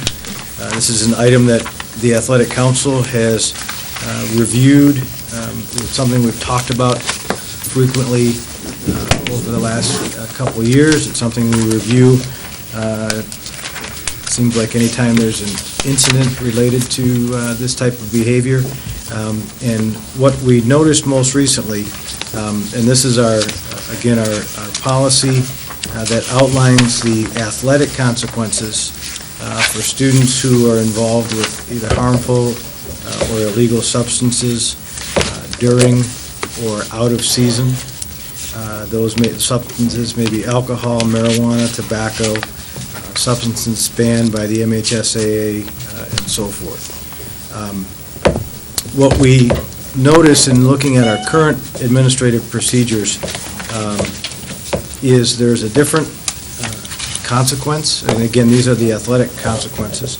There are different consequence for violations that occur in season and out of season. There's a difference in consequence depending on the substance. So alcohol, tobacco, banned substances and so forth carry a different consequence than marijuana or a controlled substance. The idea of a season is possibly unclearly defined, and I'll explain what I mean by that. A consequence is, in many instances, is 50% of the season or the remainder of the season, whichever is less. Well, when you look, the way we define a season here is basically the contest from the beginning date to the last date in which that team is eligible to compete, which carries into the playoffs. So the problem that presents is if you don't really know what 50% is, because you don't know how far a team is going to advance into the playoffs. And so the changes that we are proposing will make the consequence far more consistent. There's some inconsistencies currently, depending on whether an athlete is at the beginning part of the season when the violation occurs, or the end of the season. Whether it carries over into their next season, we learned that some athletes who may only be a one-sport athlete, so to avoid missing any of their following season, if it occurs, say, on the last event, they would, now, this may not be rampant, but it's a loophole. They may go out for track, let's say, serve their penalty, and then quit the track team, or be done, and so that it doesn't affect their primary sport, if you will. So, again, not rampant, but a loophole, and so we think these changes will make the consequences far more consistent. These changes that are here do not differentiate between in-season or out-of-season. They do not differentiate between the substances. The athletic council say, we're not going to arbitrate between tobacco, alcohol, marijuana. It shouldn't be difficult for an athlete representing one of our schools to avoid any of these substances if they want to continue to represent our schools. In terms of the consequences, the consequence would be 50% of the regularly scheduled contests. We know what that is at the start of every season. And so when there's an occurrence, you're able to tell the student, you're able to tell the parents right up front how many games suspension is going to be. If there aren't enough games left in that season, then it can carry over to the next sports season. And if it does carry over into the next sports season, the athlete would have to finish that season in good standing in order for that time served to count. Time served or games missed during the playoffs would count towards the penalty. So again, we're may require a little bit of math on time to time if it bleeds from one season to another, but we think this will be a much more consistent policy, and again, we think holding our student athletes accountable, and hopefully eliminating or at least significantly reducing any loopholes. So, questions? And I shared a copy of the policy with you, so I wasn't going to go through it line by line unless you would like me to.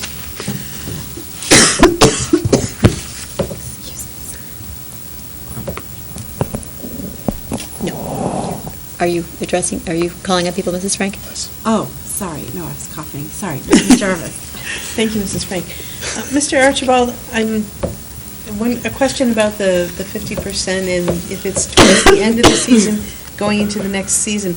Is that the next season of that particular sport, or is that simply the next athletic season, regardless of whether the student plays a sport in that season? It would be the next season in which that student participates. So if they don't participate in anything else, it's the next time that season comes around. If they do participate in a sport, then we would prorate it accordingly. Okay, so if they are in their last season as a senior, then that really is kind of moot. Which is correct. However, the other things that come into play in that case, because we've run out of athletic contests in which to penalize them, if you will. Yeah. The student is not finishing the season in good standing.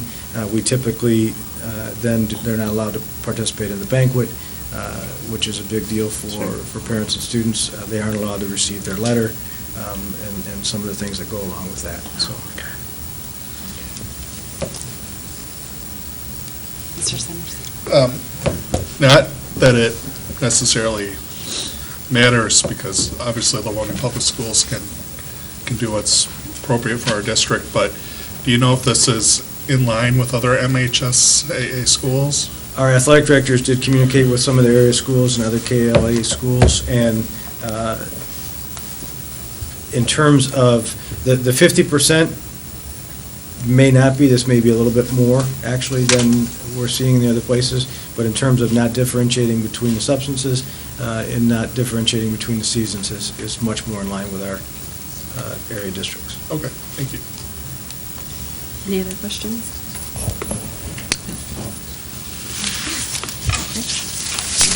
Thank you, Mr. Archibald. Thank you. And the next one is our board operations procedures during meetings. and Mrs. Burton is going to present. Thank you. This is a bit of a carryover, as Mrs. Oquist said, from our conversation a little bit earlier.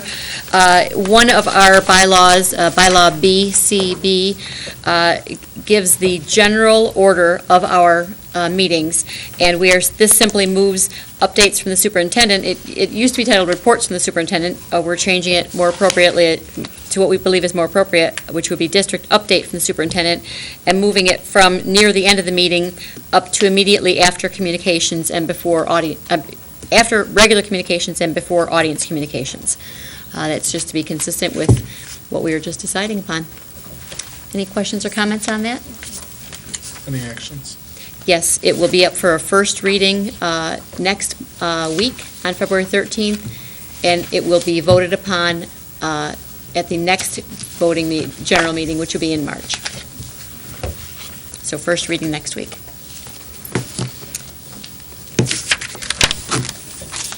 Anything else on that item? Okay. That brings us to item 7, Personnel Committee. Mr. Centers, I don't have any items. Do you? Or No, I do not. Mrs. Oquist, do you have anything? I do not. No? All righty. And item 8, Legislative Committee, Mrs. Jarvis, I do not have anything. Do you have anything? Just a reminder that the latest I've heard is that the voting for the Secretary of Education is scheduled to take place at noon tomorrow. So it's not too late to do whatever you feel compelled to do. Phone calls. Thank you. And thank you for bringing those types of things to our meetings. This body is in regular communication with our legislators, and by all means, when you or any other board member finds items that we need to have brought to our attention, and that we, as individual board members, need to bring to our legislators' attention, we need to make sure that we do so. Any other items that anyone needs to bring forth this evening? That brings us to the end of our agenda of our Committee of the Whole. We are now going into our special meeting of February 6th, 2017 of the Livonia Public Schools Board of Education. Mr. Centers, would you please take the roll? Mrs. Bonnefield is absent. Mrs. Bradford? Yes, present. Mrs. Frank? Present. Mrs. Jarvis? Present. Mr. Johnson? Here. Mr. Centers is here. President Burden? Here. We have a quorum. Thank you. The next item on our agenda is audience communications. I do not have any blue slips. Would any member of our audience, our one remaining member of our audience who is present with us this evening, would not like to communicate with us? That is perfectly fine. Thank you, and way to go for sticking it out this long. All righty. Next item on our agenda is item 3, recess to close sessions to consider written legal opinion from counsel. May I have a motion, please? President Burton. Mr. Johnson. Move that the Board of Education of the Livonia Public Schools School District recess to close session for consideration of written legal opinion from counsel. Support. We have a motion by Mr. Johnson, supported by Mrs. Jarvis. Mr. Centers, would you please take the roll? Mr. Johnson? Yes. Mrs. Jarvis? Yes. Mrs. Bonnefield is absent. Mrs. Bradford? Yes. Mrs. Frank? Yes. Mr. Centers says yes. President Burden? Yes. Motion passes. Thank you. We are now going into closed session, and we are not expected to come back out onto camera this evening. So for those of you who hung out with us, either in person or on television, thank you very much, and have a good evening.